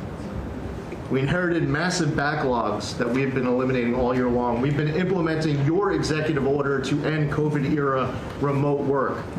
We consolidated real estate, canceled expensive media subscriptions, and closed a Biden EPA museum that none of you knew even existed. I'm sure none of you actually visited. To put it another way, in 2024, the Biden EPA obligated and spent over $60 billion in 1 year, an agency with an operational budget of about $10 billion a year. In their own words, caught on camera, they were tossing gold bars off the Titanic. wasting precious tax dollars to pay off well-connected Obama and Biden officials. And they were doing it without any apology or regret. The Biden EPA, in fact, was amending grant agreements just days before you came into office to reduce agency oversight. But this year, 2025, at the Trump EPA, similar theme that you'll hear from everyone around this table. With our actions canceling wasteful grants and implementing other measures just mentioned, we have saved $30 billion. They spent over $60 billion. We have saved over $30 billion. The bottom line, by the way, is that the Green New scam is dead. It's a new day at the EPA where we will protect the environment and grow the economy. We will deliver on the Trump mandate every day. And we will fight with just one constituency front of mind, and that is the American people. Thank you, Mr. President, for being willing to take a bullet for this country. And if you were to ask me what I'm grateful for, whether it's a Thanksgiving, it's a Christmas, a Hanukkah, a New Year's, any time of year, the fact that this president, after 4 years serving in office, he could have just left it in the rearview mirror and went on to really enjoy retirement.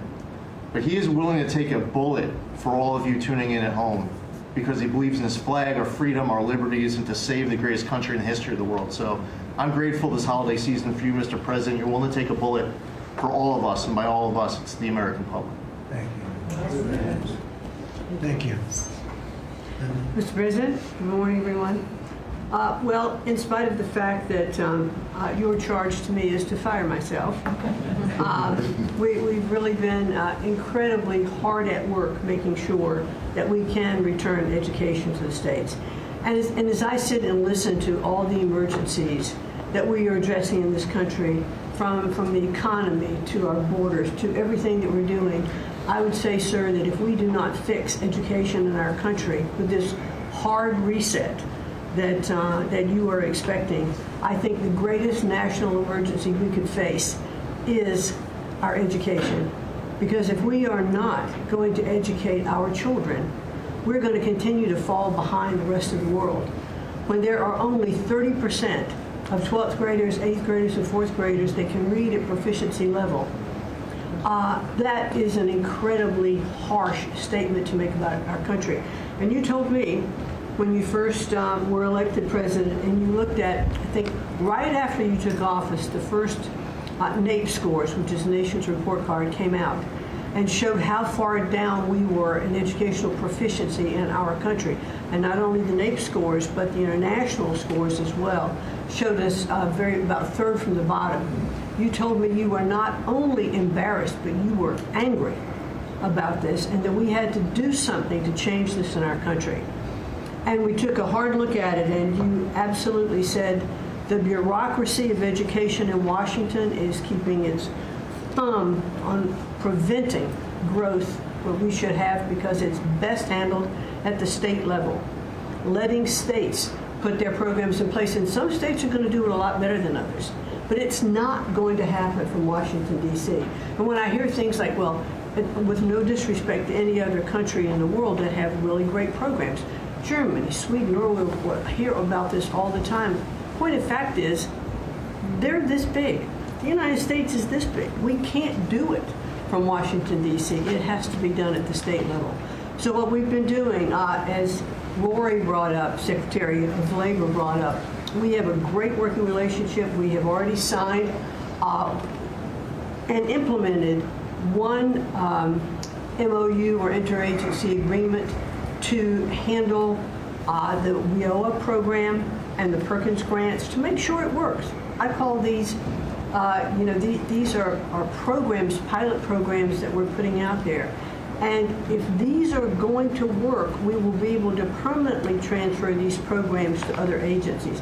They're working like a charm. We've taken some of our best people in education. It still operates under the budget of the Department of Education and under the management of the Department of Education, but working with Lori's personnel.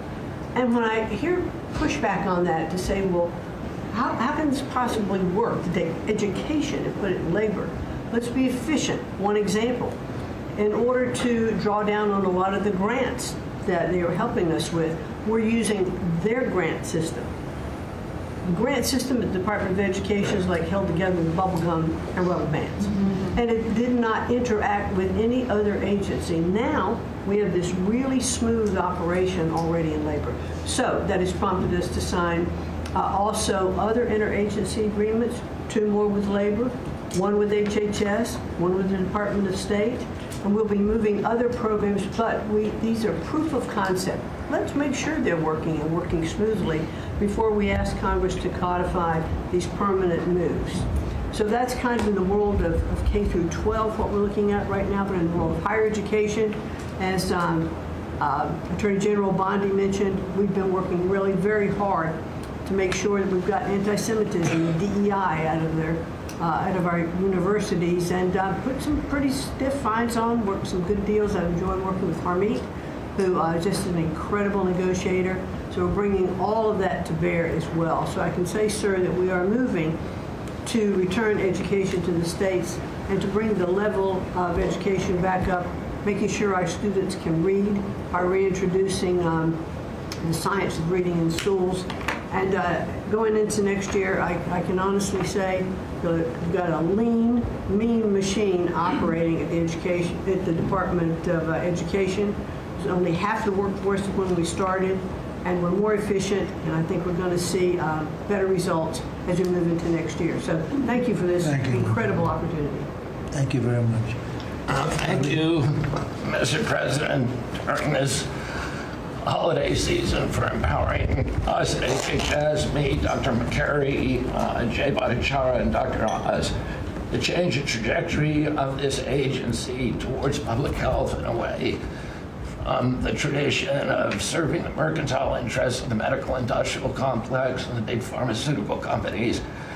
2 weeks ago, we ended, under your leadership, a 20-year war on women by removing the black box warnings from hormone replacement therapy. The medical cartel was telling women that hormone replacement therapy during menopause was dangerous for them. In fact, here's what the science said. It diminishes the risk of fatal heart attacks by 25%, cardiac disease by 50%, Alzheimer's by 35%, bone fractures by 50 to 60%. It improves appetite, it improves sleep, it improves energy, it improves happiness. There are tens of millions of women in this country who have been deprived of that therapy because of just scientific malpractice by the medical cartel. We are now remedying that, and this remedy will now be available to all women who want it during one of the most difficult transitions of their lives. MFN is one of our greatest accomplishments. It would not have happened without you. You were the only person who believed in it. You drove us to get it done. We've now made agreements with the 5 biggest pharmaceutical companies. We have 12 more in the lineup to make agreements. By the time this administration leaves office, 95% of the drugs in this country we will have the lowest price of any nation in the developed world. Americans are already getting the benefits from these. These companies are already lowering these prices dramatically, as you've noticed. And then this week, Howard at Department of Commerce and Jameson at the U.S. Trade Representative made a bargain with Great Britain to raise their drug prices in conformance with your promise that the Europeans would raise theirs to counterbalance us lowering ours, and therefore we would keep intact the ecosystem of innovation and protect innovation. So congratulations on that, Mr. President. When you first asked me to take this job, one of the first contacts we made was with the leading economics professor, health economics professor at Harvard. And we asked him what's the one innovation that we could do that would most dramatically improve the health care experience for the average American. And he said there's no contest, it's to get rid of prior authorization. Thanks to your leadership, we were able to convene the largest insurance companies in this country and do something that every administration, every Congress has promised for the past 30 years. We actually got it done. We convened the insurance companies representing 280 million Americans and got them to agree, most of them by January of 2026, for 2 months from now, to remove prior authorization for most of their procedures, for all the procedures we want them removed from. And that means that American patients at the point of care will be able to get an answer immediately. If your doctor says you need knee surgery, you will know before you leave that doctor's office whether your insurance company will pay for it or not. Similarly, healthcare records, the tech industry has refused to share healthcare records. You asked us to change that. We convened the 60 biggest tech companies at a conference that you presided over about 2 months ago. We now did a secondary conference which 400 leading companies all come in and agreed to remove any kind of blockages where individual Americans can get their own health care. Americans own their health care records, yet they were not able to access them. And if you lived in New Jersey and you moved to Oregon and you got injured, you went to a hospital, you would have to spend maybe 45 minutes filling out forms on a clipboard because your doctors there could not get your healthcare records. They couldn't get your blood type, your allergies, all the things that they ought to know immediately so they can save your life. Now that has all changed, and all these companies now have agreed to remove all the blocks on sharing healthcare records. Every American will have their healthcare records available on their cell phones, and it's already happening. In the last 6 months, there have been over 100 times the number of healthcare records shared by hospitals and during the entire previous administration. On deregulation, HHS proudly is now leading the pack, and thank you for your help on that, Russ.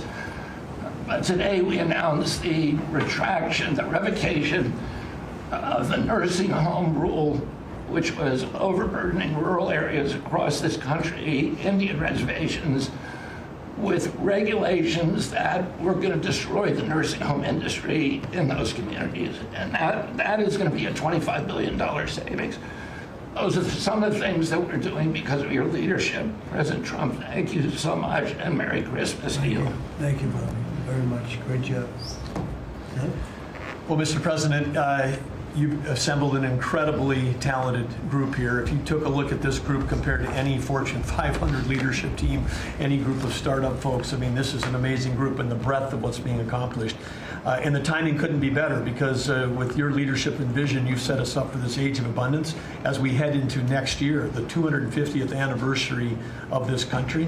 And what are we heading into that year? As we've talked around the table, you've heard about massively lower taxes, massively lower regulation, abundant energy, record capital investment coming in, job growth. I mean, we are set up to really have something to celebrate next year.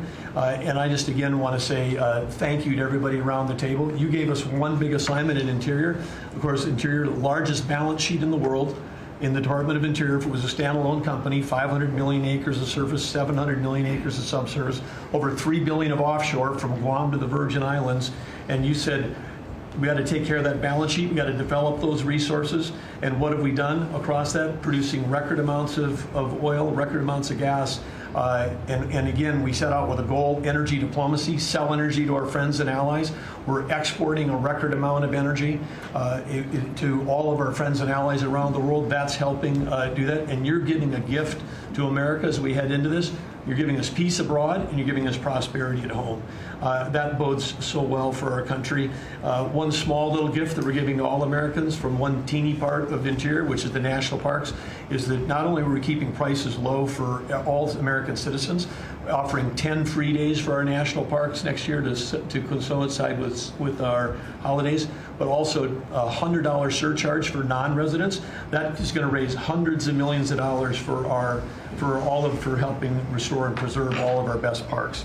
So as we close out, then I want to also say a big celebration going on here in Washington, D.C. We've been thrilled to be part of the National Park Service, the U.S. Park Police, part of this great effort across a number of us on making D.C. safe and beautiful. This will be the safest and most beautiful capital in the world. We are doing so many things, whether it's hundreds of homeless camps, thousands of graffiti sites, cleaning up ponds and fountains, preparing this thing. The United States is never going to be performing better economically. It's never going to be looking better, just like the White House has never looked better, all because of your vision leadership. So again, thank you, sir.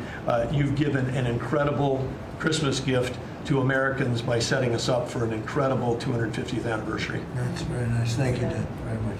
Marco? Well, thank you, Mr. President. First of all, this is a very talented team, as you've seen, and as you know, because you picked every single one that's on. You deserve tremendous credit for doing that. It's an honor to be in this role. It's also an honor to be involved in and be a witness to what I believe is the most transformational year in American foreign policy since the end of the Second World War, at least. And it's transformational because for the first time in a long time, we have a president who basically puts America at the forefront of every decision we make in our relations with the world. And that may sound weird to people, like, of course you always do. No, that hasn't always been the case until about a year ago. And I think we've all witnessed in our own respective spaces how in every interaction the president has with the world, the goal he has in mind is very simple.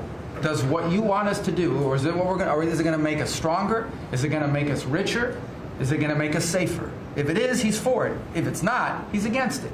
If something's going to make America weaker or poorer or less safe, the president's going to be against it. And every single thing he has done in our foreign policy has been driven by the American people in mind. And I can go down the list. Why has he focused on mass migration? It's very simple, because no country is safe if you can just walk in without us knowing who you are into your country. We've seen the destruction that that's wreaking, not just in our own country, but the impact that it's having in Europe and in many other parts of the world. You talk about trade deals and the trade situation it's been involved in. People, all this reporting on it. It's very simple. The president views the last 40 years as an era of which American workers and American farmers have been ripped off. They've been ripped off, and what he's saying is we want to have trade with the world, but it has to be a trade in which American businesses and American workers and the products they make and what American farmers grow and produce has a fair shot to be sold around the world. On issue after issue, that's been the case. You talk about foreign aid reforms. This is not our money. This is taxpayer money. When the president has said we're going to do foreign aid, but we're going to do foreign aid for countries that are aligned with the United States and in a way that doesn't waste the taxpayers' money.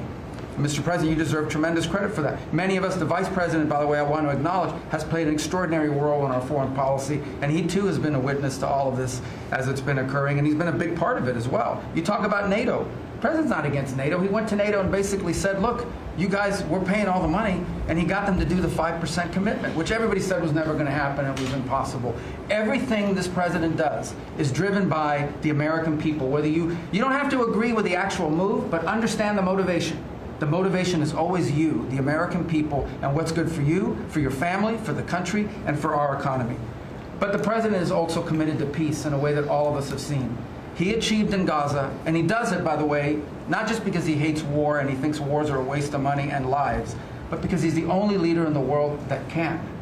No other leader in the world could have pulled off what happened in Gaza. And I can tell you, I can't get into the details. The vice president knows what I'm talking about. That deal doesn't happen without the president's direct interaction with the leaders that were involved in this decision making. And everyone said that deal couldn't hold. And then the president shepherded through the United Nations of all places to get a global coalition of countries to line up behind the peace deal, behind the border peace. And it's still, every day is a challenge, but it's been driven personally by the president. It's the reason why we're involved in this whole Ukraine-Russia conflict. That's not our war. It's not the president's war. This war started, it never would have happened if you'd been president. But this war is going on, and the president is trying to end it, not because, listen, we got a million things to focus on in the world as a country, but he's the only leader in the world that can help end it. And that's why even as we speak to you now, Steve Woodcock is in Moscow trying to find a way to end this war, to save lives of 9,000 people, Mr. President, as you know, are dying every week. More people are dying a week in that war than have died in the entirety of the U.S.'s involvement in Afghanistan or Iraq. Just think about that, how bloody and destructive it is. The president's taken on this issue of Sudan personally, not send out deputies to do it. Again, far away from the United States, because he's the only leader in the world that can bring it about to an end, not to mention all the other peace deals, very dangerous ones like India and Pakistan, or Cambodia and Thailand. And so on all these things, Mr. President, I think you deserve tremendous credit for the transformational aspect of our foreign policy. For the first time in probably 4 decades, the American foreign policy is driven by what is good for America and Americans. Whether it makes us safer and stronger and more prosperous. If it is, he's for it. If it doesn't, he's against it. And that sort of clarity is transformational. I close with this, and I know I'm last, so I wanted to be fast, but there was a lot to cover. I do want to say this is the most wonderful and magical time of the year. By that, of course, I'm referring to the college football playoffs. And I just want to say this as a point of personal privilege. And I'm a Florida Gator, but if the University of Miami gets screwed out of the college football playoffs after going 10-2 and beating Notre Dame, the whole thing should be scrapped, and you're going to have to take over it next year. That's great. Well, thank you all very much. Terrific. I hope it wasn't too long, but it was very concise, and we've done a lot. This group has done a lot. Amazing. Everybody at this table has done a fantastic. And Susie, thank you for doing a great job as our Chief of Staff. First female Chief of Staff in the history of our country, which is pretty amazing when you think of it, right? And she's the best. Thank you very much. Great job.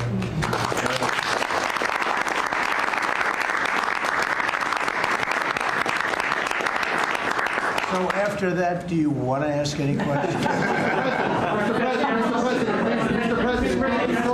Mr. President, there's been a lot of speculation about who the next Fed chairman could possibly be. You said you have somebody in mind. How many names were you given on the final list?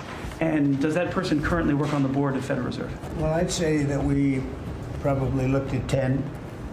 Then Scott interviewed some people that I didn't know, but he knew. And a lot of people were involved in the process, actually, and Howard was involved. But I think we probably looked at 10, and we have it down to 1. Can you answer this? I want to ask you about Elon Musk, if I could. You talked about Elon Musk. You had him in dinner here in the White House. Is he now back in your circle of friends? Well, I really don't know. I mean, I like Elon a lot. He was he really helped during the election with his endorsement. He felt strongly. Look, we had one problem. I didn't want to have everybody have to have an electric car, and he makes electric cars. And I think we get along well.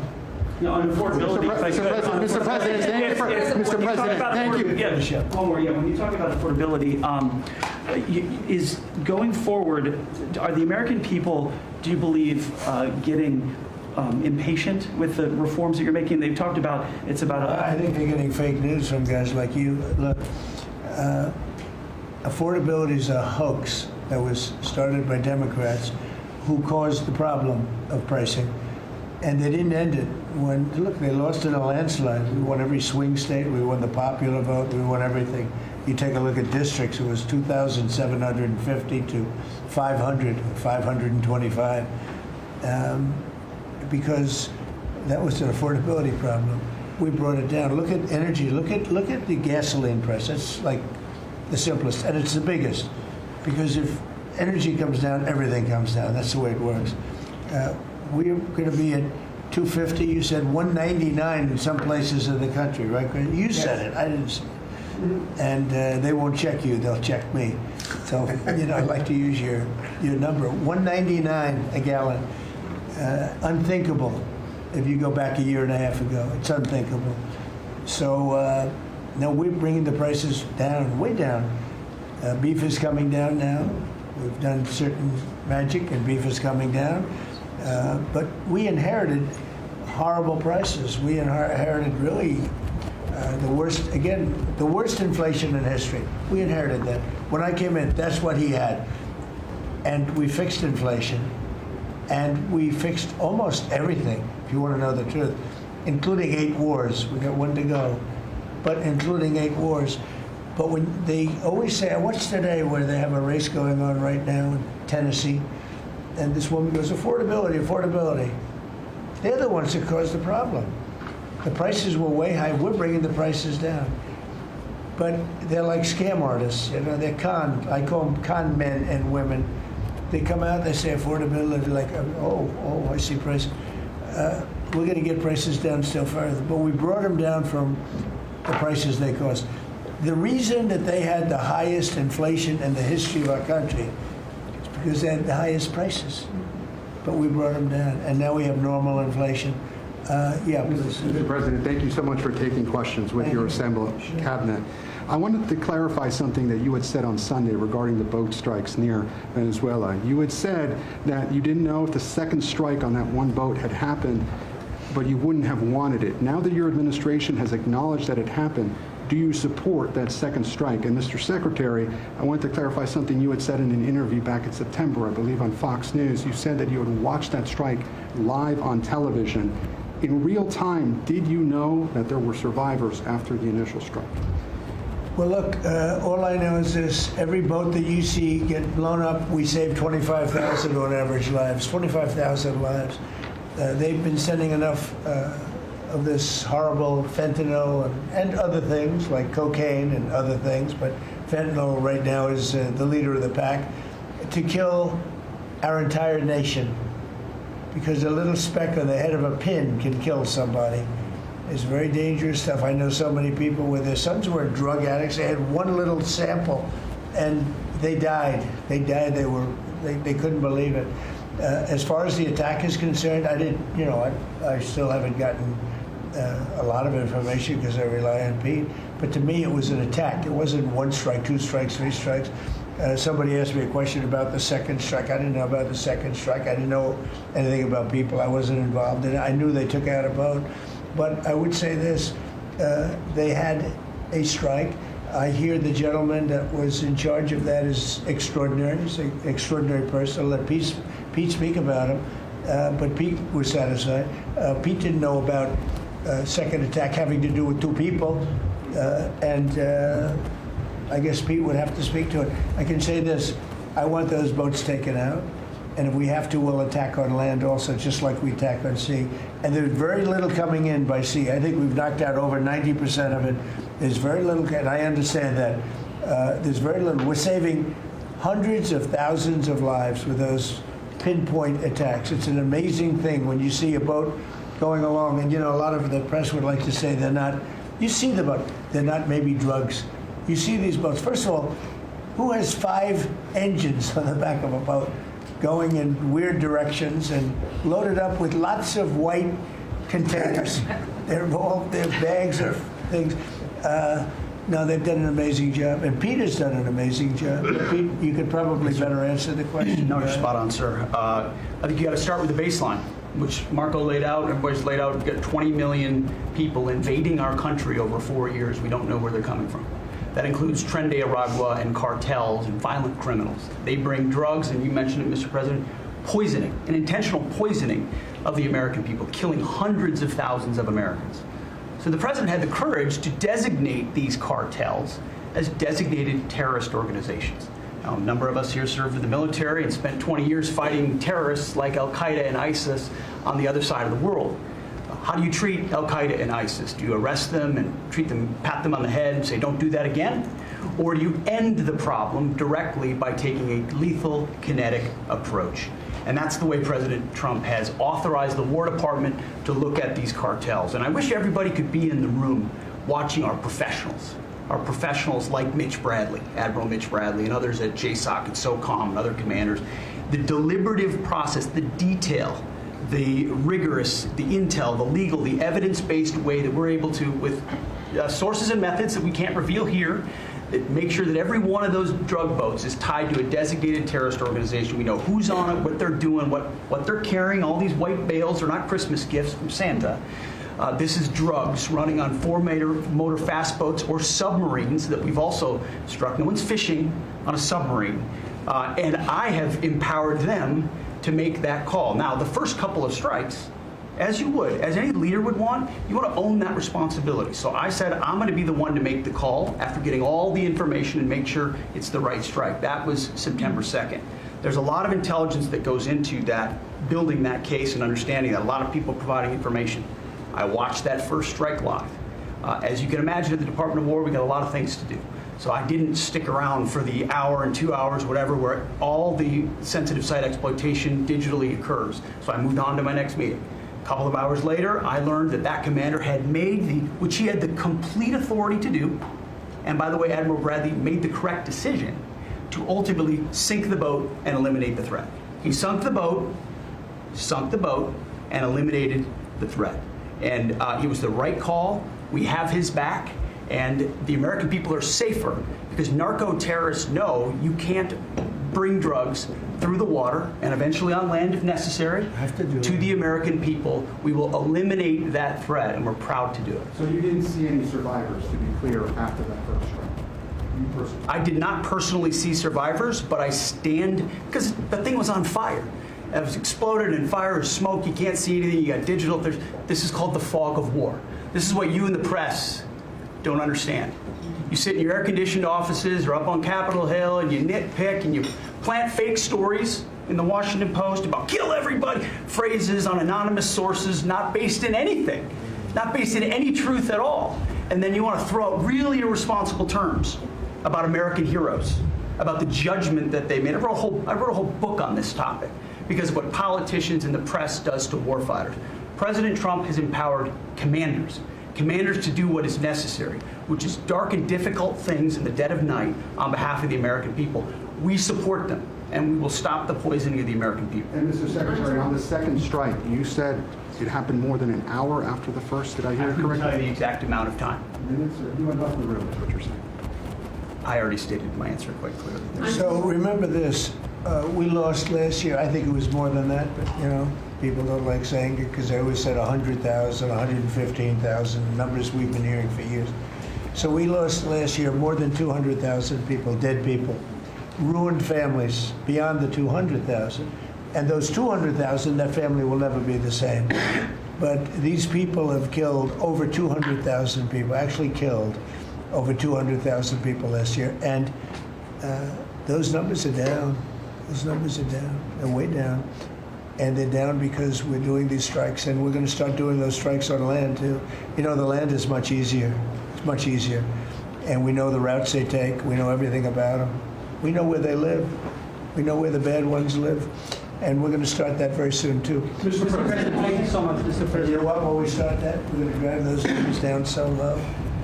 And then you're going to have families be able to live without the fear of their son or daughter just having a pill to have a little fun and ending up dying within a period of 60 seconds, right? No, we're not going to let that happen. We're not going to let it continue to happen. What Biden did to this country by allowing all these people, and I call them animals in many cases, I think they're animals, to come into our country and destroy our country and let all those drugs pour in. Let people just walk across the border like it was nothing. You look at them, a lot of them, you know, you say, oh, let's not discriminate. I'm not talking about color. I'm just talking about you look into the eyes of some of these people. We're smart. And you see a killer. Come on in. Just come on in. 11,888 murderers. Many of them committed more than one murder. He allowed them into our country, totally unvetted, totally unchecked. But he also allowed drugs to come in at record numbers. And hundreds of thousands of people a year died. And we're taking those son of a bitches out, yeah.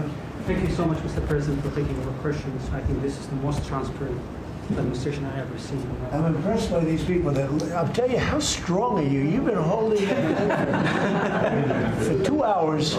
You know, there are very few physically. There are very few people who could do that. I'm very proud of you. Whoever the hell you are, I have no idea who you are, but you're strong.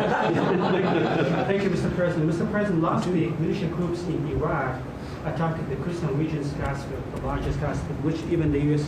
companies invested in the energy sector in the Christian region. And the Christian Prime Minister requested the United States to provide them some sorts of means and defense system to defending their civilian infrastructure and U.S. investment in the Christian region. Are you willing to providing them this support? And if I had this question, tomorrow the United States is going to open and integrate one of the... Can you speak louder? Yeah, of course. Is that possible? What? You're the most gentle, beautiful voice, but you're a very gentle person. Go ahead. Just take fewer words and louder. Yeah, sure. I will repeat my first question. Last week, the Iraqi militia groups attacked one of the largest gas fields in the Kurdistan region of Iraq, which even the U.S. companies have invested in these gas fields. Yeah. And then, are you from Iraq? I'm from Kurdistan, Iraqi Kurdistan. Okay. Yeah. Working for Huda Media Network. And the Kurdistan region prime minister, he requested the United States to providing them some sort of defense system to defending these gas fields and U.S. investment in the Kurdistan region. Are you willing to helping them? Well, we're going to look at it. I heard about it, and I'm hearing about it more now, frankly. It wasn't at the top of my list. It's a very unusual question, I think, but I assumed you're from the area, and to you it's a very important question, and to me it is also, because people are being killed. I will say this, Iraq has been much different in terms of us than they were prior to us taking out the nuclear capability of Iran. You know, Iran has gone down many, many steps in terms of its fear factor. They were the bully of the Middle East, and they're really not the bully of the Middle East anymore. And Iraq was being bullied by Iran. You know, we had a president that thought it was brilliant to blow them up, and they blew them up, and all of a sudden, instead of having a power that was basically equal to Iran, they had Iran ruling the Middle East for a long period of time. But Iraq, from the day we hit them with those B-2 bombers and knocked out and obliterated, because CNN said, well, maybe it wasn't total obliteration. Well, it turned out it was totally obliteration. It was every single one of those missiles hit its target. It was actually amazing, but it was wiped out, totally wiped out. I will tell you, Iraq has been a much friendlier place. They talk to us. The Prime Minister actually nominated me along with about 78 other countries for the Nobel Prize. I'm the only one that was nominated by almost 100 countries that didn't get it. But that's okay. But I saved a lot of lives. I saved a lot of lives. But Iraq nominated us for the Nobel Prize, and that was a great honor. You know, we didn't expect that from Iraq.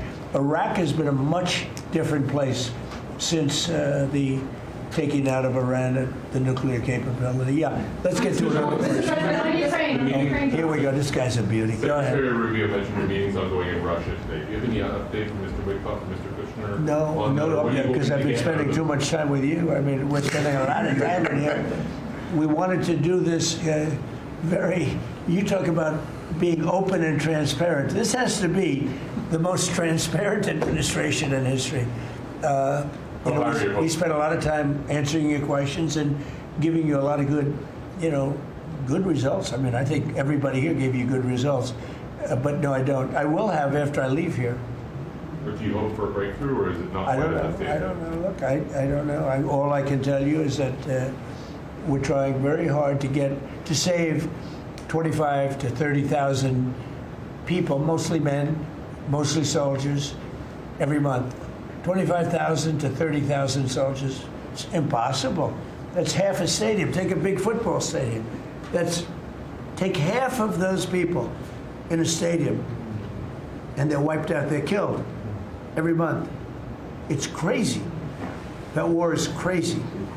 That would have never happened with me, and it didn't happen for 4 years. And you just mentioned potential land strikes. Can you elaborate anything on that? I'll elaborate. If they come in through a certain country or any country, or if we think they're building mills for whether it's fentanyl or cocaine.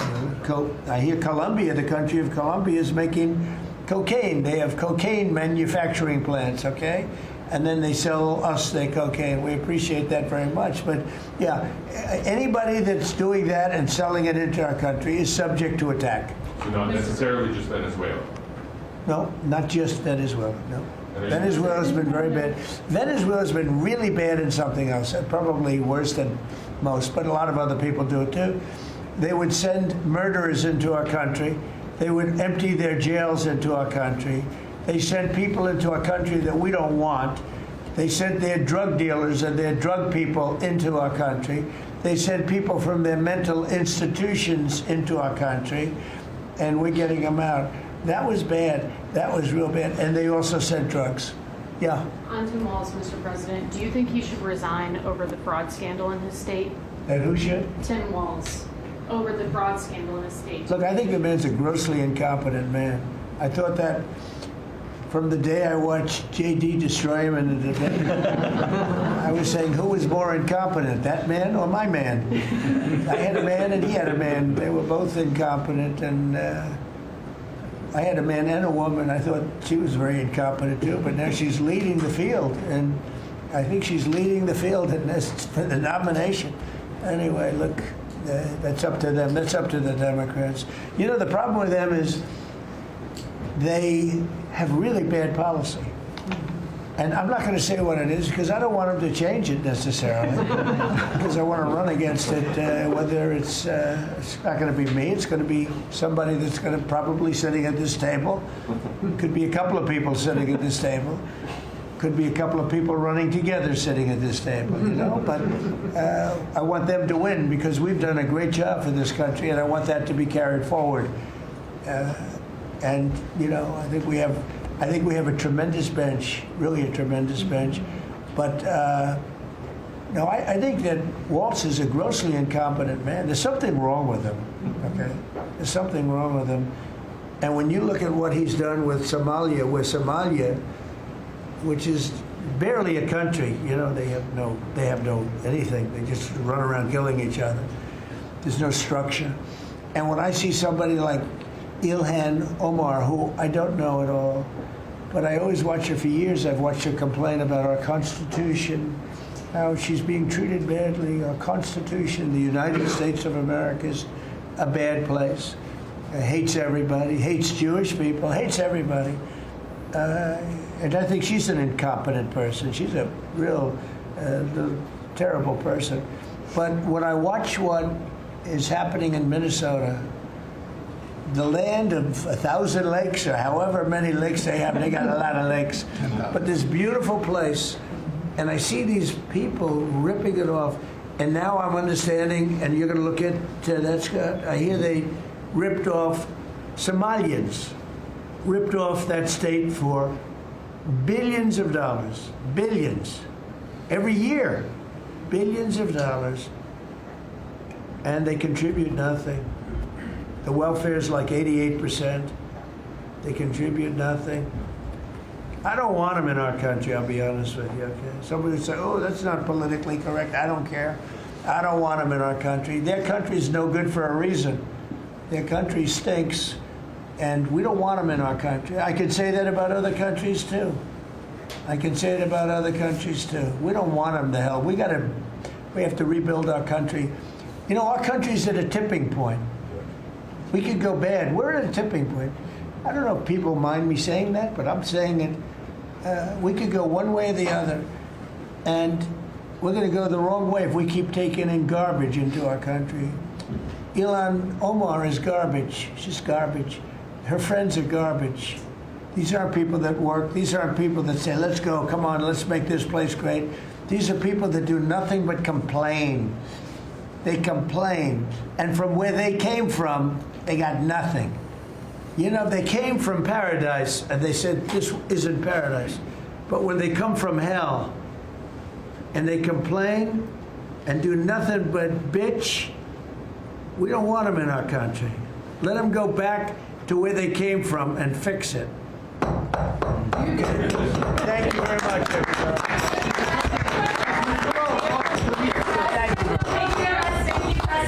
Mr. President, has Maduro offered to leave? Yes. Come this way. Come.